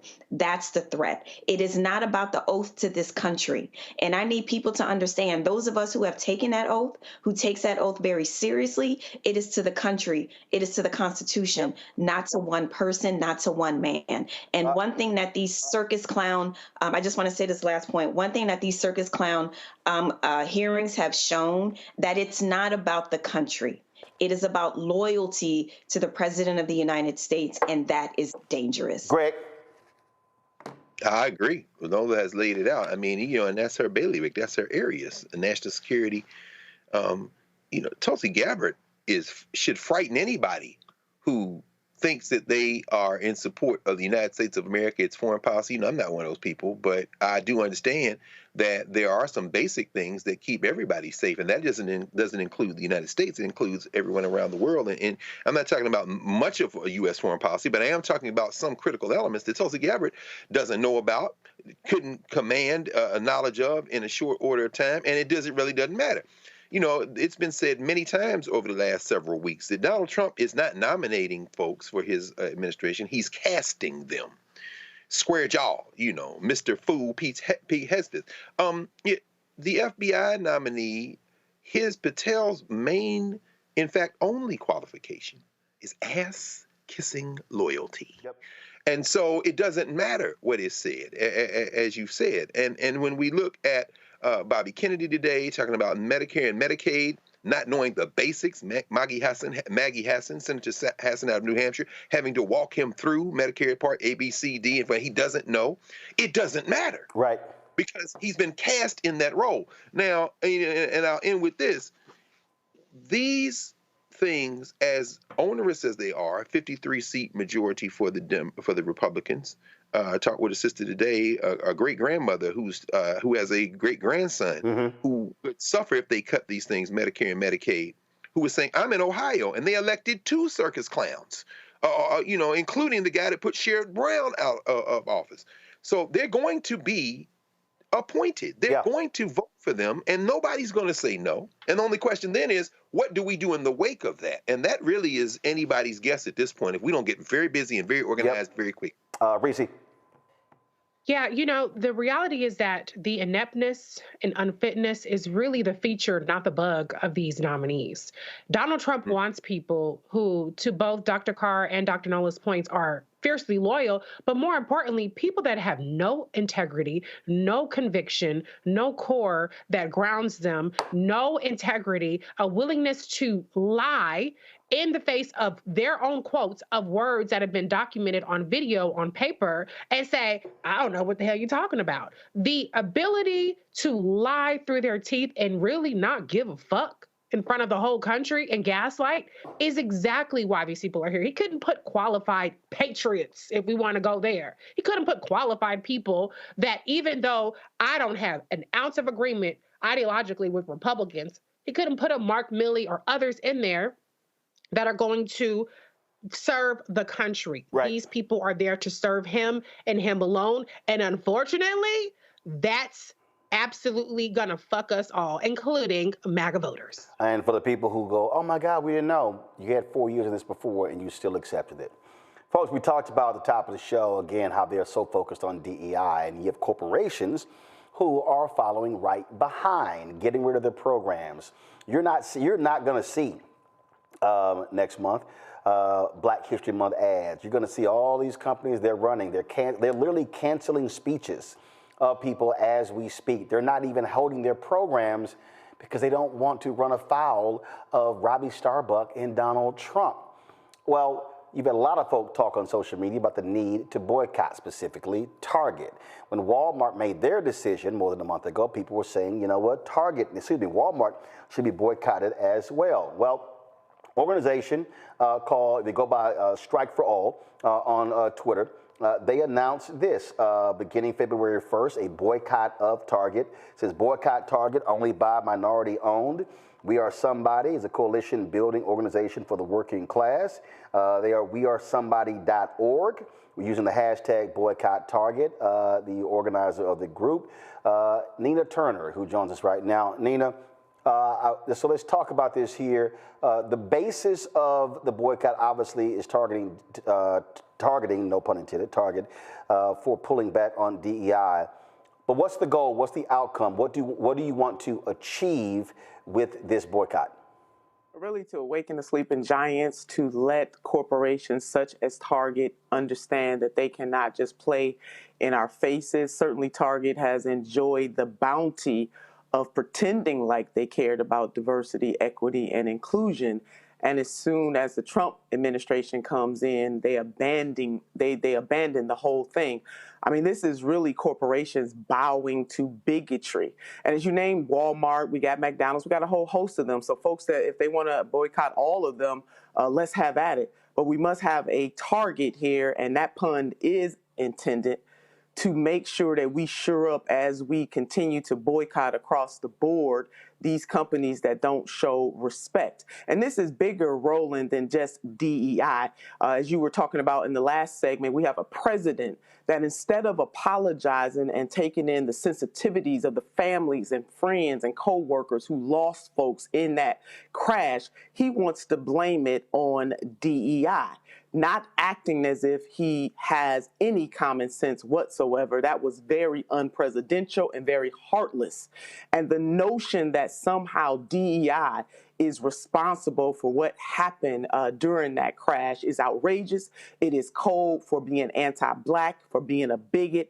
And once you are anti-Black, you really don't care about any other marginalized group. So we have got to push not just against Target, but other corporations that have, again, reaped the bounty of pretending like they care about DEI, but they really do not. When I asked in terms of what is the goal of it, I thought about, let me set it up. When I study Operation Breadbasket, which came from Reverend Leon Sullivan, and then Dr. King and SCLC adopted it, they had a 6-point strategy in terms of how they approached these things. I'm familiar. And so these are the 6 points. And so they talked about information gathering, committee evaluation, negotiation, education, economic withdrawal, agreement, covenant, and monitoring. So there's always an end result. So you launch a boycott, like what do we want to happen for it to end or to achieve? So what do you want Target to do? So if Target says, hey Nina, I will meet with your organization and y'all say do this, and we won't do the boycott, or you need to do this, and we're not going to end the boycott till these things happen. What is that? Target needs to restore the program that they started or something very similar to that program to show that they are not going to bow to bigotry. Target is just one example. We Are Somebody, the organization that I am the founder and president of, have been talking about planning for boycotts across the board. This particular one that is laser focused on Target. As we know, organizations that are headquartered, activists that are headquartered in the same state where Target is, they launched, they went in front of the Target headquarters today and made sure that they understood that a boycott must happen. Our purchase power, we have power in our purchase. Right. And we have got to let these corporations know that we are not going to tolerate them bowing down to bigotry. So Target in particular, they must restore the program that they found to be coveted and or something very similar to that program. Which program?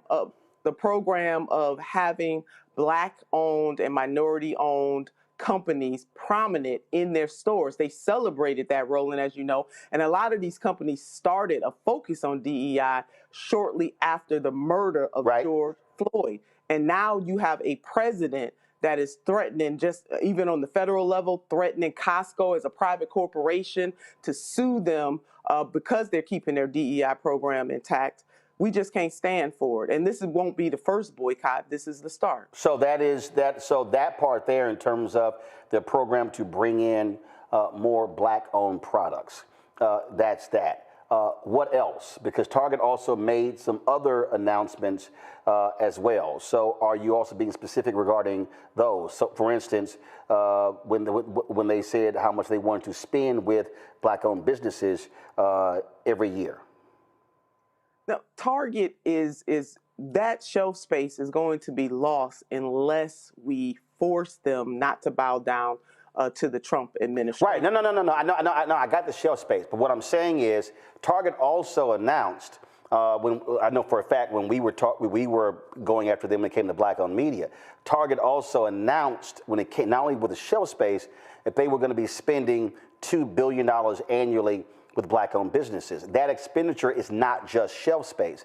That expenditure is also supply diversity program, advertising with black-owned media, and other things as well. And so in addition, so the shelf space, that's one thing, that program. What I'm saying is, what are the other components, what are the other asks that you're making? Because again, when I talk about Operation Breadbasket, when they made it, they also made demands when they did that for companies to also invest money in black banks. Is that one of your asks as well? So so what are your, are there 3, are there 4, are there 5, and what are those asks so the public who you're asking to boycott knows what the ask is and what the demands are?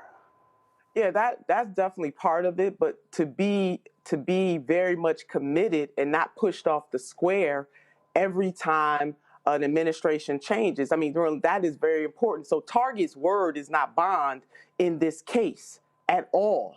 And so those people who believe in a conscious-minded type of justice have got to know that we are going to continue to push against them every step of the way. Right. I don't trust. I do not trust, because they so easily eased out of this. Roland, we can't trust that they're going to do any of these things. And obviously, I want to give an example. There are several black-owned companies that have been out there. Author Frederick Joseph is one of them.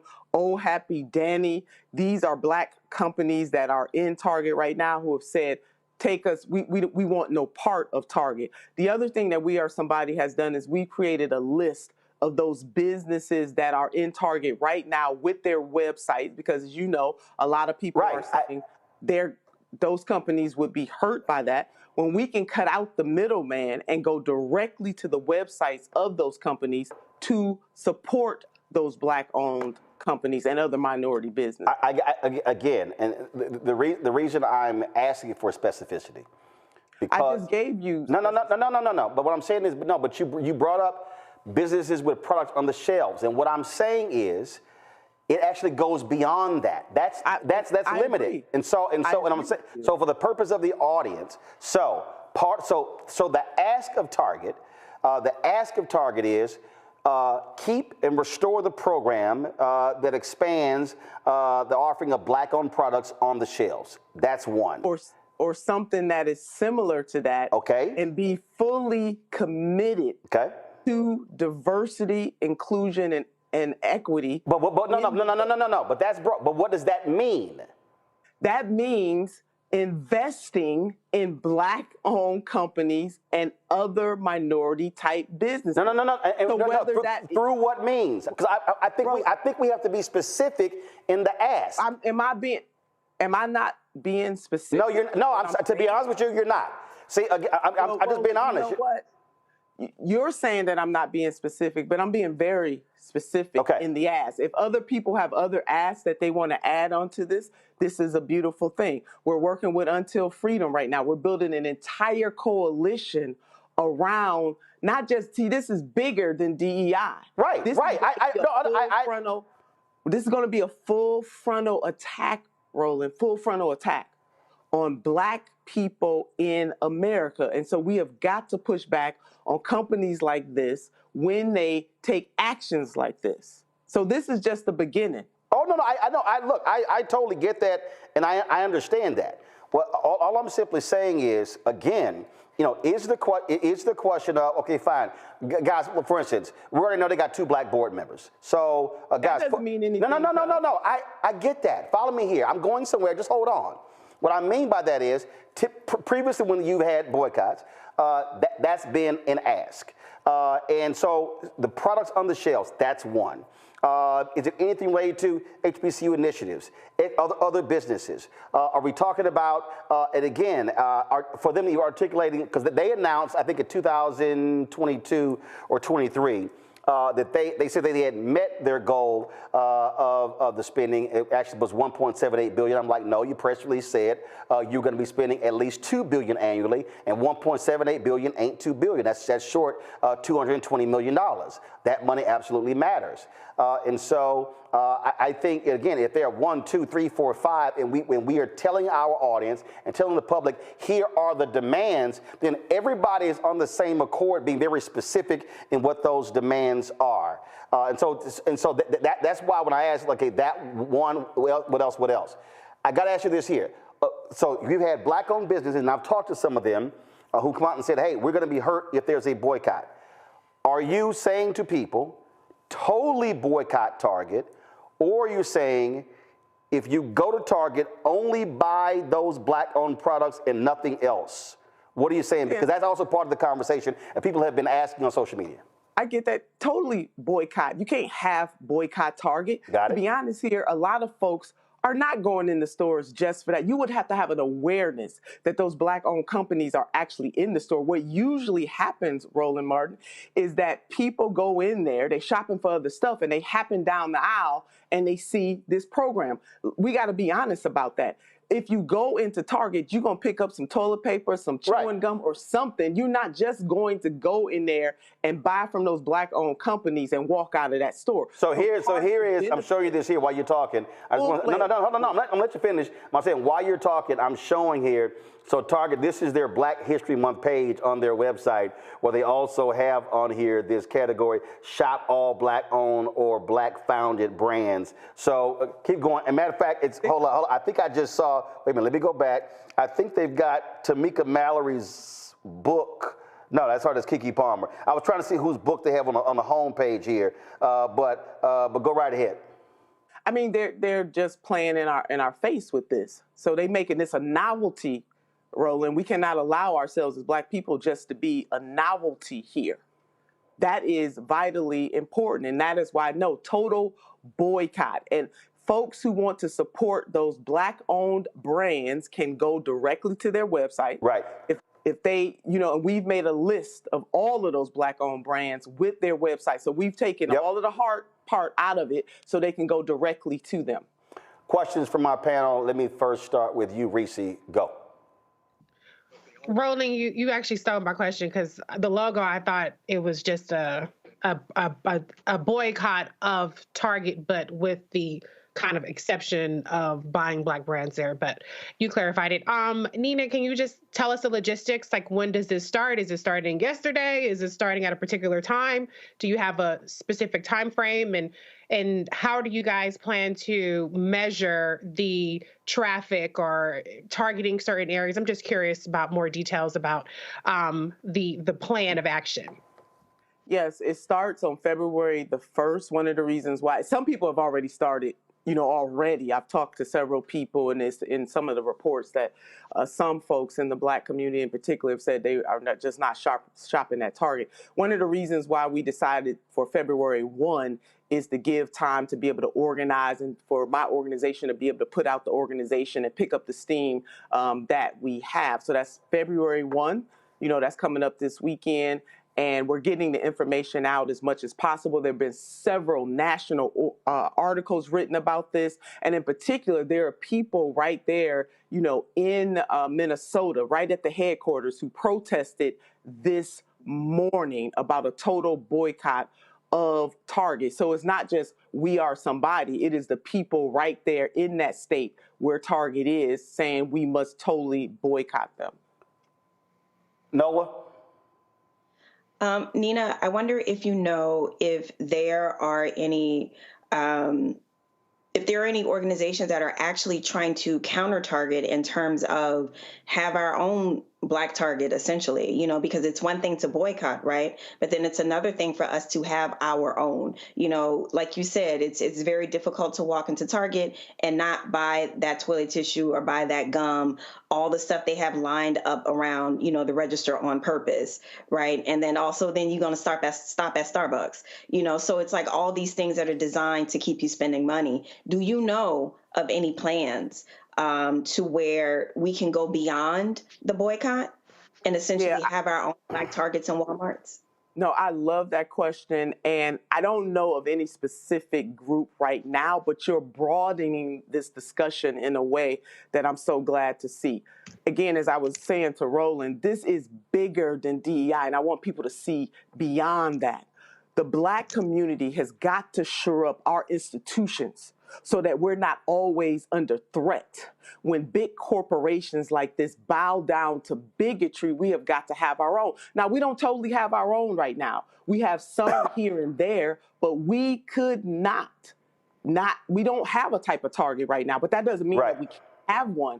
And so I am hoping that this starts a broader movement that not only do we shore up the institutions that we have, that we do then create our own Target, if you will, and other outlets like that, so we don't fall prey or victim to corporations when they decide to do something like this. The Black community has been expendable for too long in the United States of America, and we must mount up and organize in ways that don't leave us as vulnerable. And so I'm calling any individual or organization that has ideas that they can lend to help this effort beyond DEI.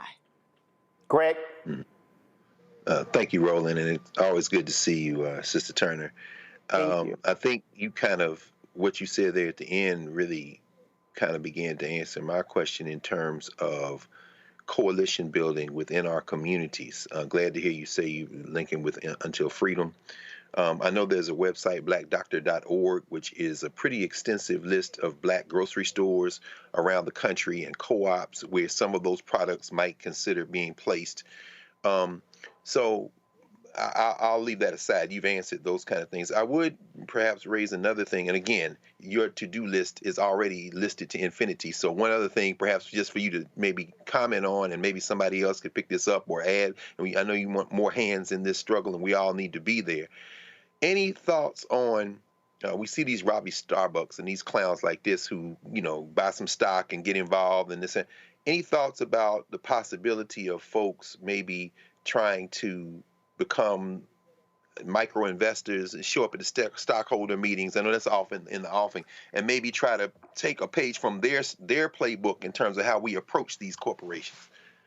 Absolutely. I definitely love that idea. There's some talk all the way around. You know, I don't want to jump on other folks' stuff, but I've been having conversations with people who have been thinking in that way, because the only thing that these corporations understand is the almighty dollar. And so there is power in our purchase, and a boycott is just simply consumers going on strike. And we got to let them know, you can't treat us like this. We going on strike, and we can go elsewhere. And the other beautiful thing is that we have so many more options than generations before us have had to be able to show that type of strength. We are not as limited. And so it's Target today, it'll be other corporations tomorrow, but we got to stay in solidarity for justice. And that really is why We Are Somebody launched this boycott, and are more than willing and able to take in other ideas and other people who are willing to join us in this consciousness and justice pushing fight. The graphic that y'all have on social media, go to my iPad, it says boycott Target only by minority owned. Are there non-Black groups who are a part of this, who are fighting this? And if they're not, why should this be only by Black owned instead of minority owned? Are there Latinos, Asians, others who are standing with Black folks on this? Yeah, I mean, in the action that happened today in Minnesota, the LGBTQ plus community stood side by side with the organization Racial Justice Network. I do believe, Roland, as this picks up more steam, that we will have others who will join on to this. The reason why it is important to identify anti-Black racism, because as we know, linked to anti-Black racism is a type of bigotry and racism against other marginalized communities. So this burden should not just fall on Black people, but when we look at deep-seated liberation in the United States of America, it is usually Black folks who are the conscious. Oh, no doubt. So yeah, we need other folks to join. But here's my whole point, and I totally agree with that, but I need other people speaking up and standing up, because unfortunately what has happened is we have carried the water, we have been the sharecroppers, we've actually carried the burden, and other people have benefited financially as a result of us doing it. And so I would hope that other groups, other non-Black people who have been benefiting from this, staying with us and are as vocal on this when it comes to it, because they benefited far too long from our work. Agreed. Absolutely. All right. Folks, go show the graphic again. Go to wearesomebody.com, wearesomebody.org. I'm sorry, wearesomebody.org, wearesomebody.org for more information on this boycott. Nina, we appreciate it. Thanks a lot. Thank you. Folks, I want to, I saw something earlier today, and it always amazes me when I hear these Fox News people talk about DEI, who's not hired. And I swear, Ainsley Earhart is one of the dumbest people I've ever seen in my life. If y'all want to talk about unqualified, this is called getting the job because you're a white woman with blonde hair. This is also the woman who Sean Hannity is going to marry. Listen to what, that ain't it, listen to what, y'all don't have it, the Ainsley Earhart clip. All right. I saw this clip today, y'all, and my Lord, I said, I can't believe this. Y'all, so they were having a conversation this morning on Fox News, and they were talking to a former, we got it now? Thank you. All right, well, okay, well, we got it. Just play it. Jake, you just don't see it from these divers' perspective, but, you know, as a former door kicker and Navy SEAL, you've flown in those Black Hawks before. When you saw the crash, what was your reaction to that? We're talking about experienced pilots there. So I talked to one of my pilots that flies into DCA all the time, and he said that the big difference is the commercial airlines have a TCAS system, which is a avoidance system that they have, and the Army helicopters don't have it. The Army helicopters don't have transponders broadcasting locations. So, you know, as a guy that's ridden in helicopters, I'm going to tell you right now, I was down at SEAL Team 8, and we had 5 helicopter crashes down there. Helicopter is not your friend when it's falling out of the sky. It's a tough question to ask, Jake, but I always think about this when we report on someone who has died. What were those last moments like? Because you don't want anyone to be scared, but you also want people to say their prayers before and have a little bit of time. But if I were in that situation, you just want it to be quick, you know? So do you think when the plane crashes, when something like this happens, there's no pain, right? The people don't experience that.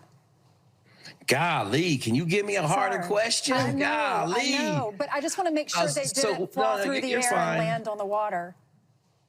Yeah, I mean, I can't really go out and say that. It was a pretty kinetic crash. We've all seen the big explosion. Obviously, the helicopter's rotor blades went through the bottom of the aircraft. Aircraft turned and crashed into the water. I imagine at most you had probably 8 seconds of just absolute terrifying fear. I mean, we can't go talk to any of the victims, but I mean, probably the most horrific thing that you could live through.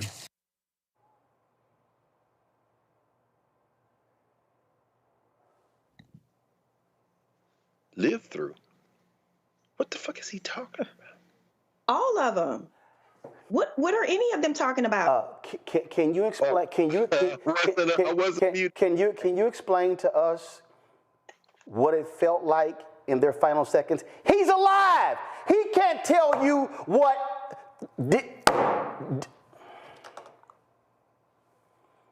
This fool. DEI. This fool, I just want y'all need to fast forward the clip. Fast forward the clip to when she started talking. Because I got to play it again, because I just need y'all to understand.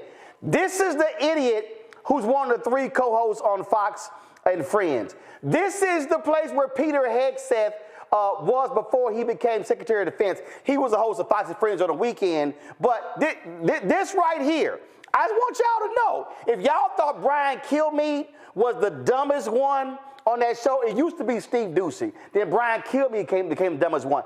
Ainsley Earhart, it ain't even close, is truly the dumbest fool on television. And these white folks at Fox News should never talk about qualifications and smarts and anything. Roll it again. A little bit of time, but if I were in that situation, you just want it to be quick, you know? So do you think when the plane crashes, when something like this happens, there's no pain, right? That people don't experience that.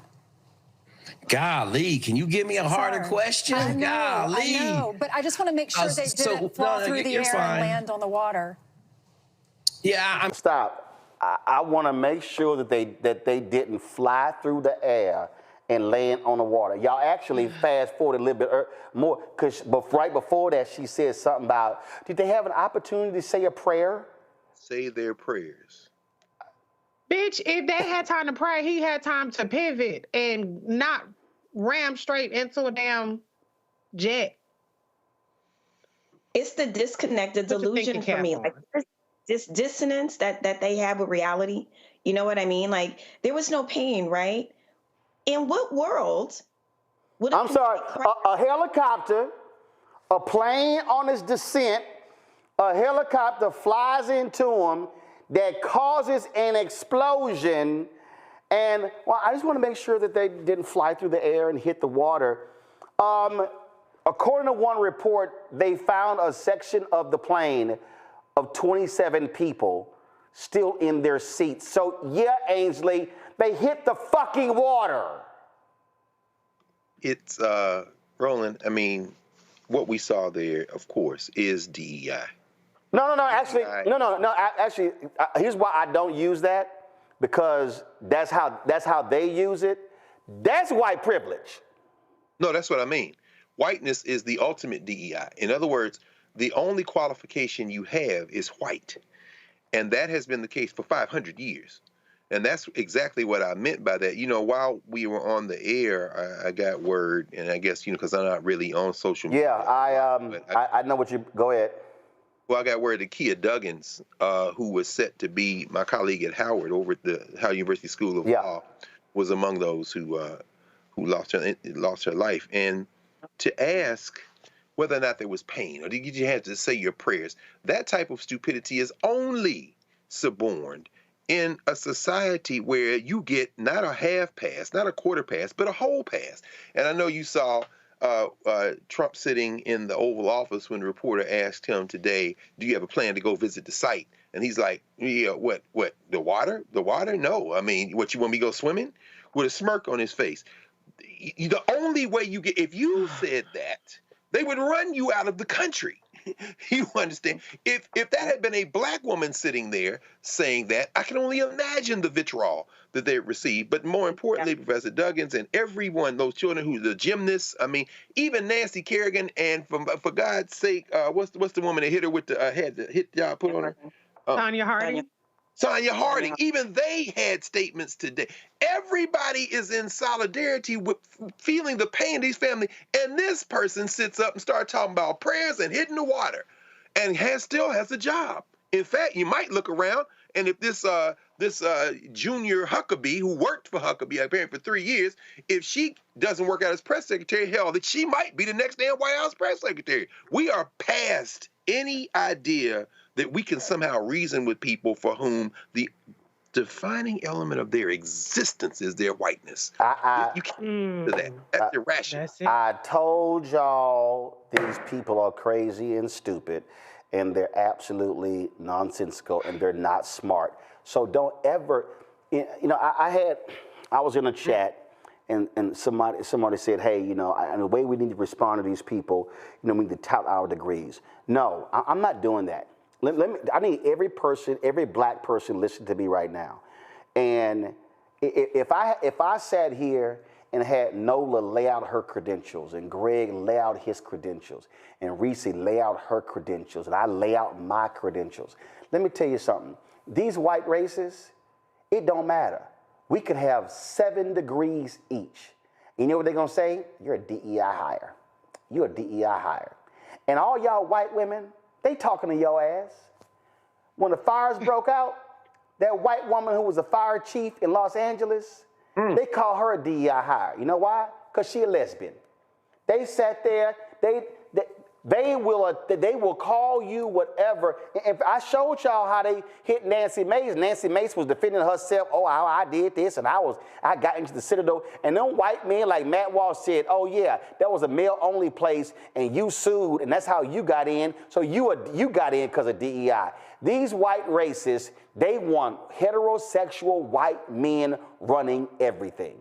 And guess what, all you dumbass white women, 52% that voted for Donald Trump, they can't stand your ass. I keep telling y'all white women, they want your ass to stay in that kitchen. The only clock they want you to look at is the clock on the stove. They want you to lay down, shut up, don't even moan, and birth their babies, and stay at home and take care of them. And y'all silly asses vote along with these white men. They don't want your ass in the workplace. They are mad as hell that y'all now can get jobs. These white men, they want America from the 1930s and 40s and 50s when white women knew their place, when black people knew their place, when Asian people knew their place. And Asian folk, y'all can keep, I love it how y'all sued Harvard and won and got rid of affirmative action, but then the white folks kept whiting and kept their places at Harvard, and y'all numbers dropped. Then y'all want to holler, y'all want some quotas. Well, yeah. that was I think Ed they want Blunt. certain women in the workplace just to look at them, you know, not to be functional. No. They don't even want to look at the white women in the workplace. They don't even want to look at them. I think so. No, they don't even want to look at it. They don't want their asses there. And if they are there, they want them to shut the hell up, wear low plunge outfits, and don't say nothing. That's what they want. So people just need to understand what we're dealing with here. I need Democrats to stop trying to reason with these crazy people. People say, oh no, we need to be able to go talk to them. You cannot reason with a racist and a sexist who wants to tell you they are not a racist and a sexist. Greg mentioned, sister, I saw this moments ago, it came across.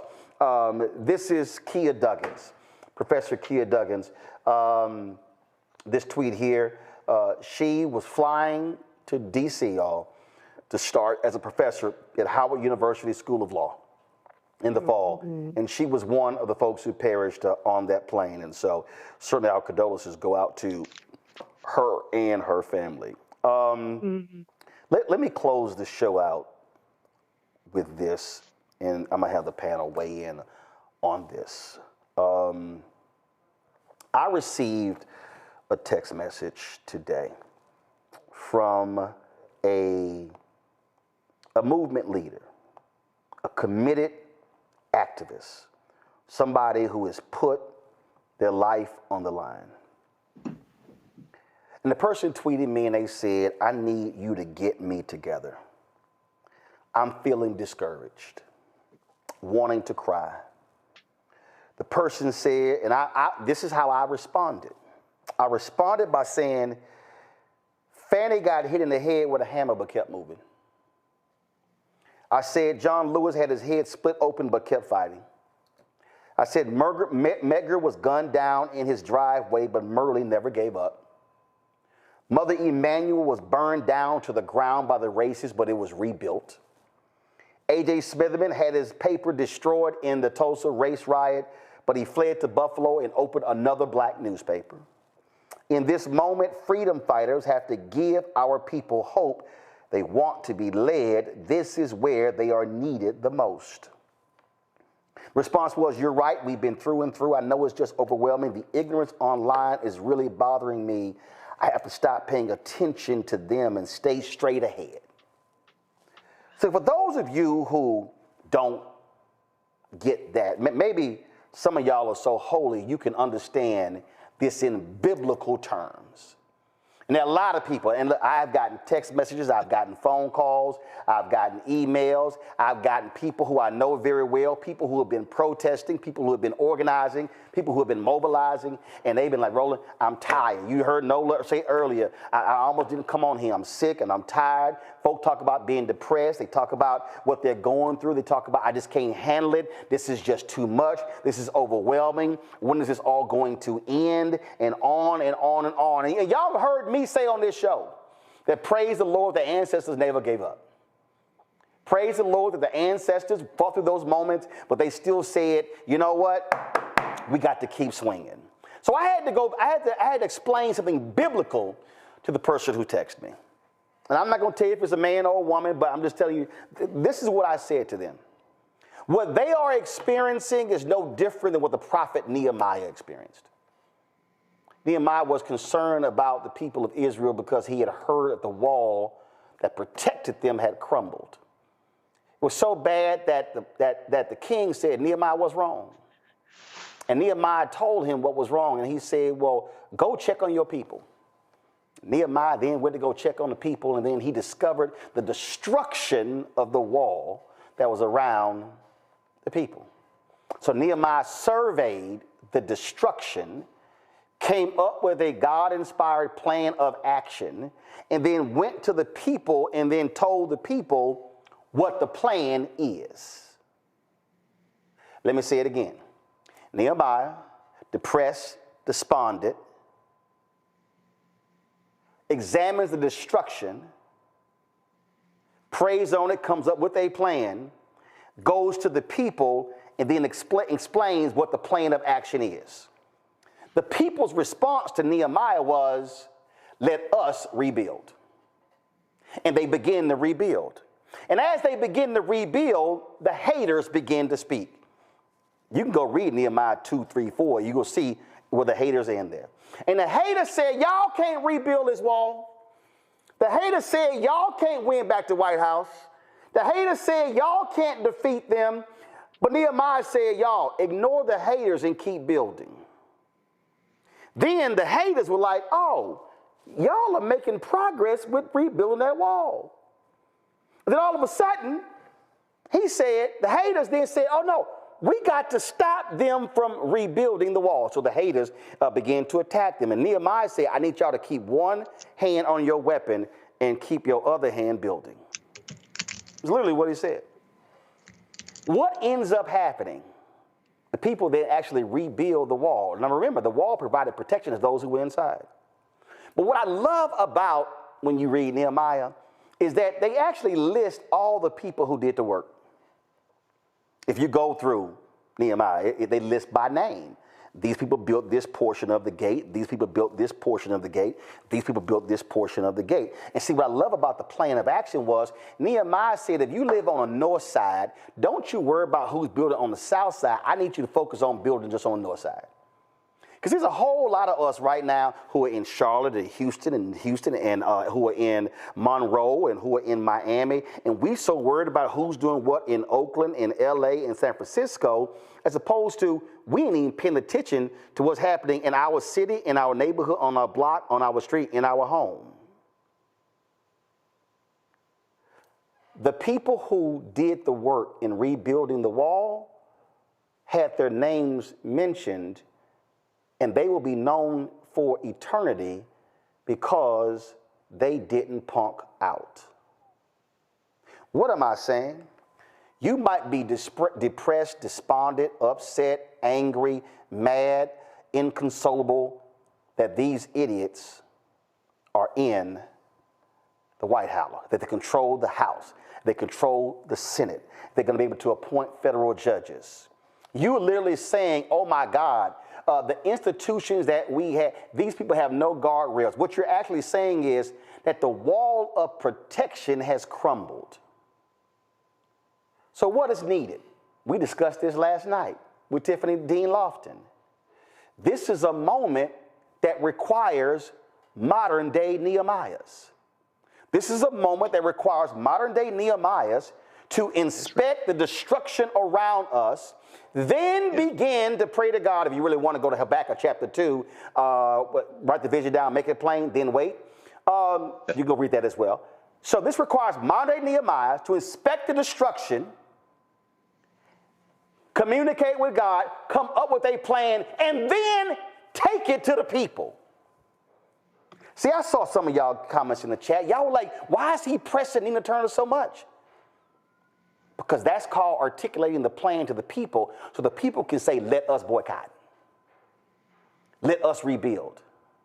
So in this moment, the challenge to black leadership, which Frank Ski talked about in his video, the challenge to black leadership is, are you a modern day Nehemiah? Are you surveying the destruction? Are you then crafting a plan of action? And are then you coming to the people to say, let us rebuild? And then will the people actually stand with you? Because there's a whole lot of people who are more like the haters who are saying, y'all cannot rebuild that wall. There are people who are saying, y'all can't mobilize and organize. Y'all can't get folks out to vote. Y'all can't raise money. Y'all can't do any of this. That's what the haters are saying. And the problem is when too many Nehemiahs are listening to the haters and they don't have their focus on the folks building, then your focus is misplaced. So I said to this person, I need you to stop listening to the haters. In our chat room right now are haters hating on me in the chat. Do you know why I don't care? Because I'm not on their YouTube channel, they on mine. Yikes! See, when you have built something, the haters gonna show up to throw stuff at you.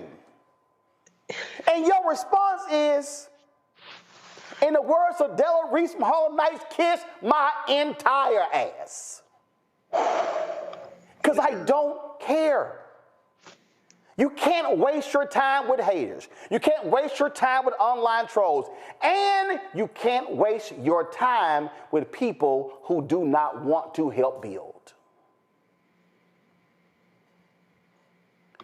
If we are going to deal with the craziness that is already confronting us, then what we have to do, some of us need to go off, take a respite, take a vacation, go away, do a sabbatical. I'm gonna help y'all. How do you navigate this here? Folks were blowing me up after 11 a.m. Are you watching this? No, I'm not.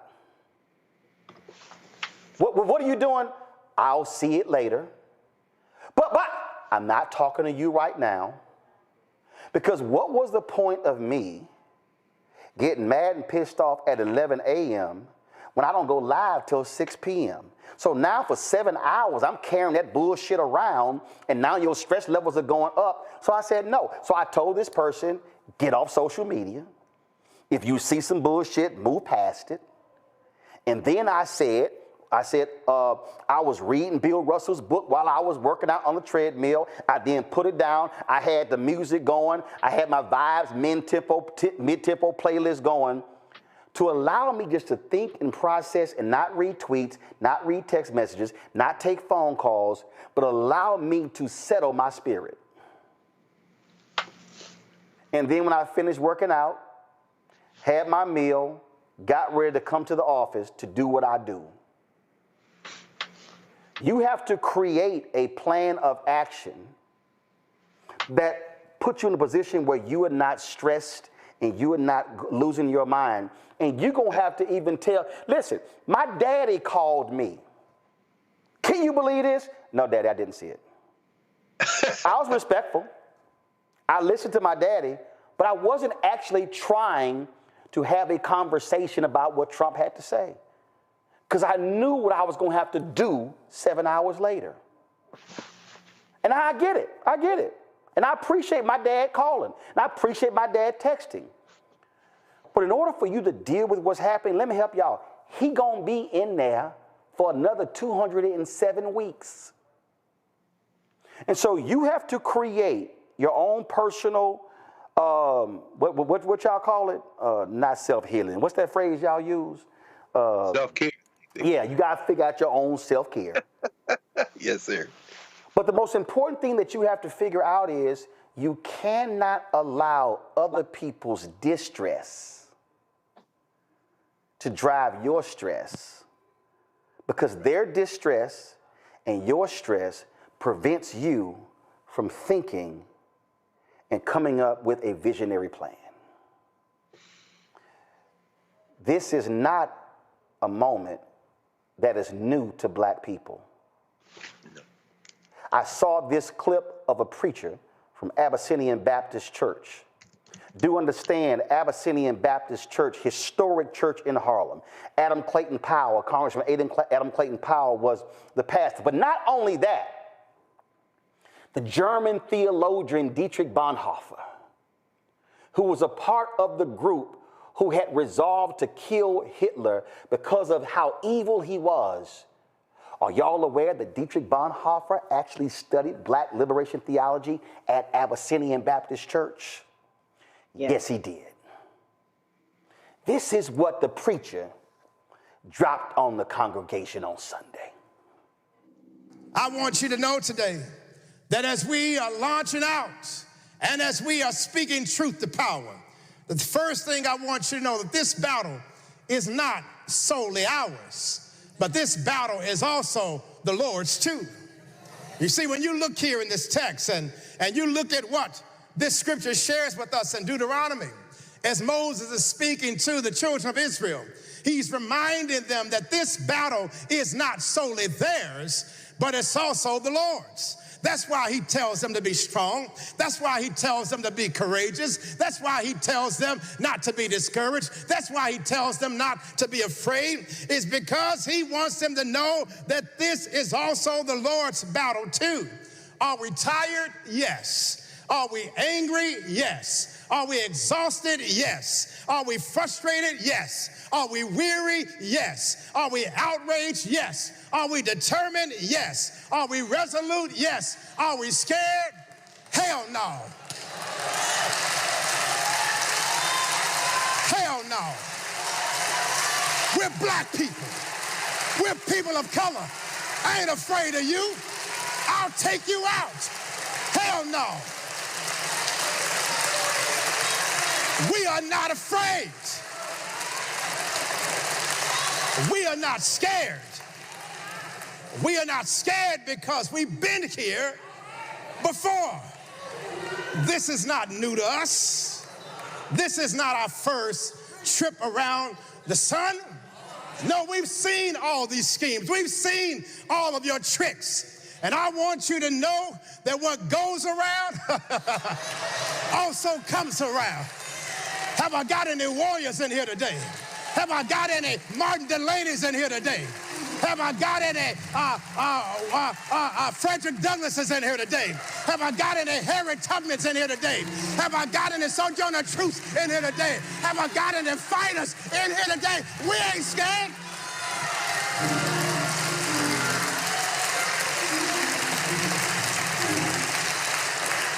You see, it's in our DNA that we are survivors. It's in our DNA that we are overcomers. It's in our DNA that we are resistors.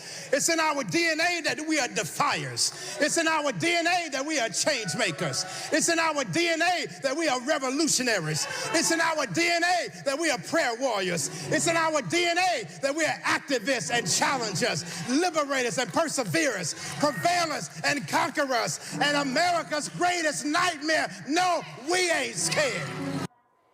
That was Pastor Kevin Johnson.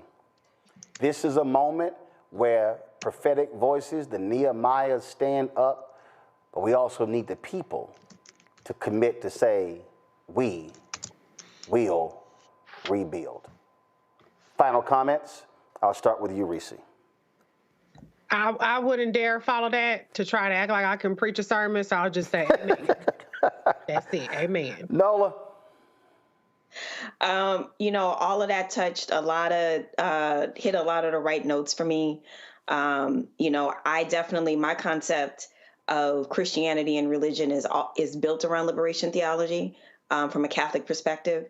So for me, social justice, standing up, I always joke and say that I know I have at least about 15 good angry slaves living inside of me. Like, I'm not even kidding. Like, which is why I'm sitting here tonight. Even though my body hurts, my brain hurts, because there's so many people pulling at you. They want your ideas. They want to organize, and you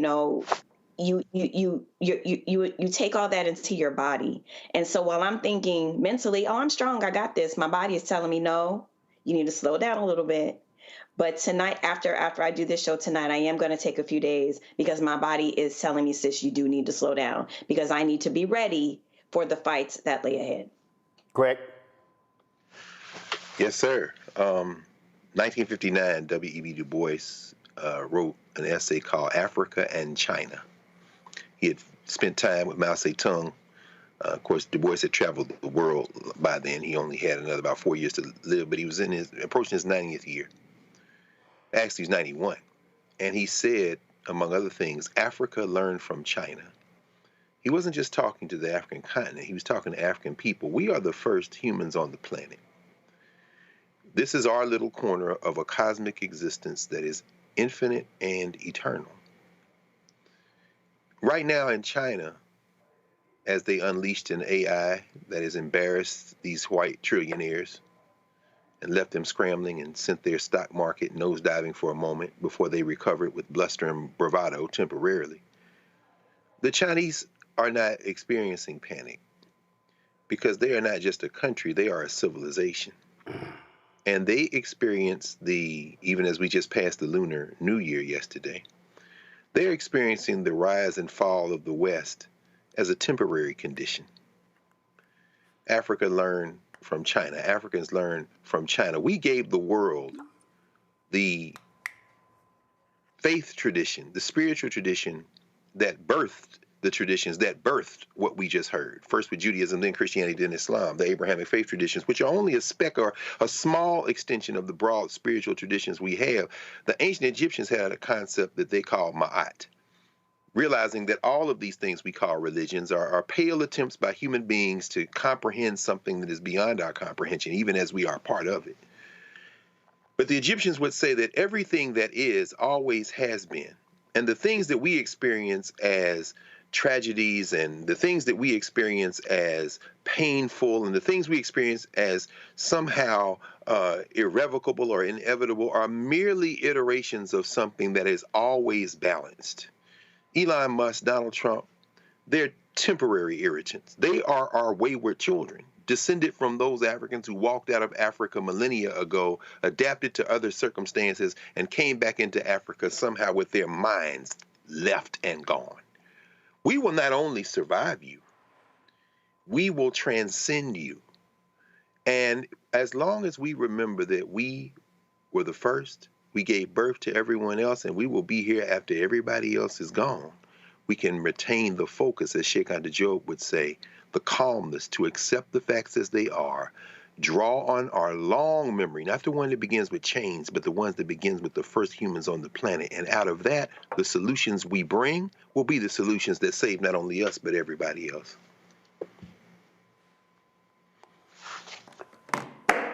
Noah, Reese, Greg, I appreciate all three of you being on today's show.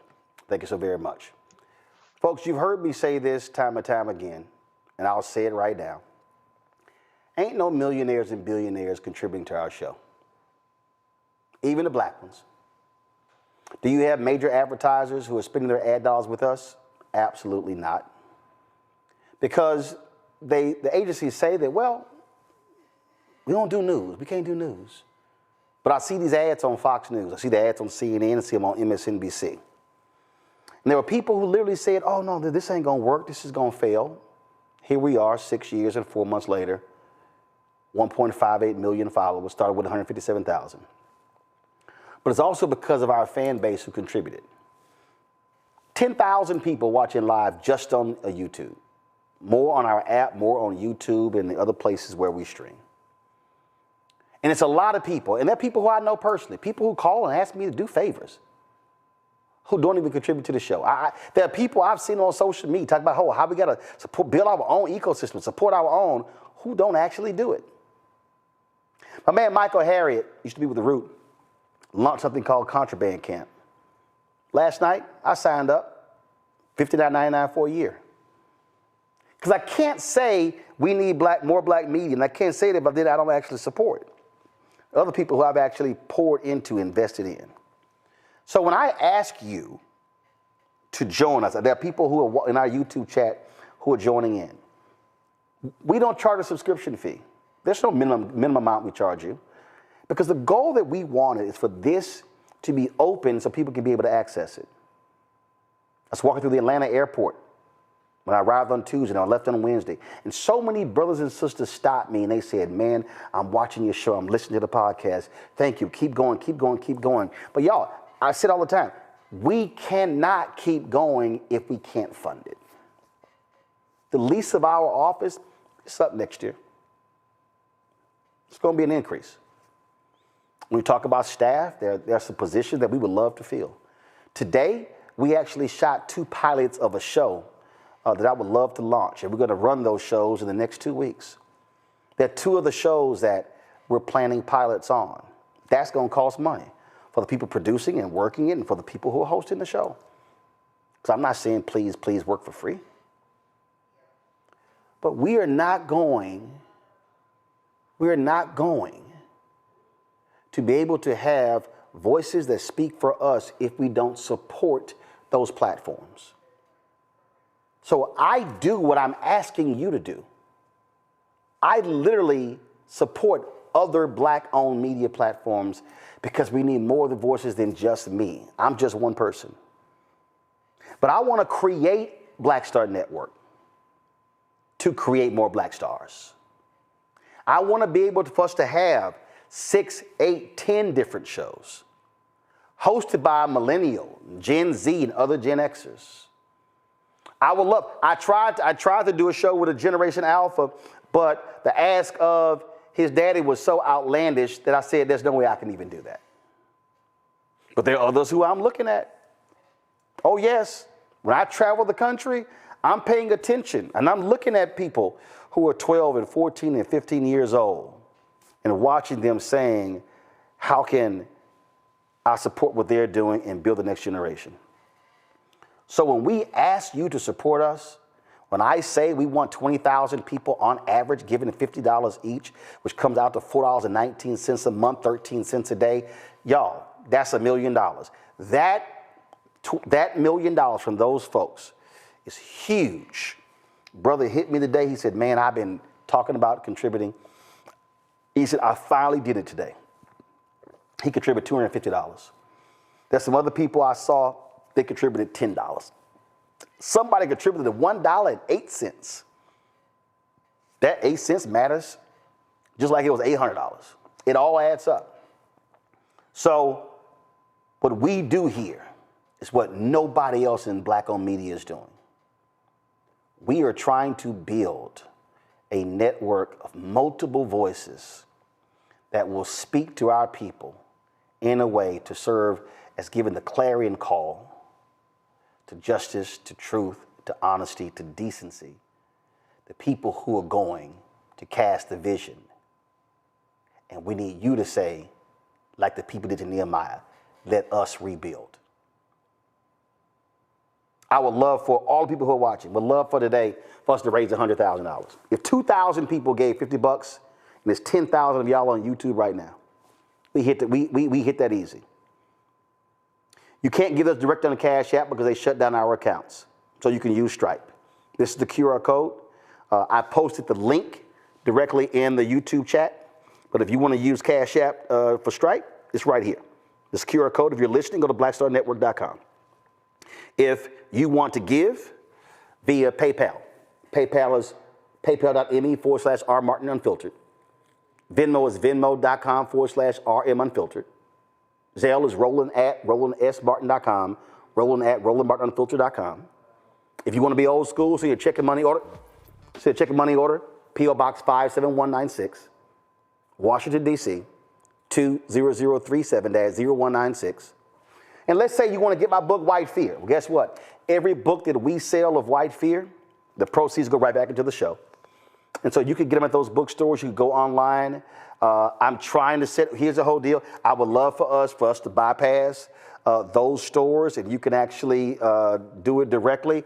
But I'm working through that now. I just got to figure out, I need to have somebody who can actually handle the orders and print the labels and take them to the post office, but I'm working on that. You can get the audio version I read on Audible.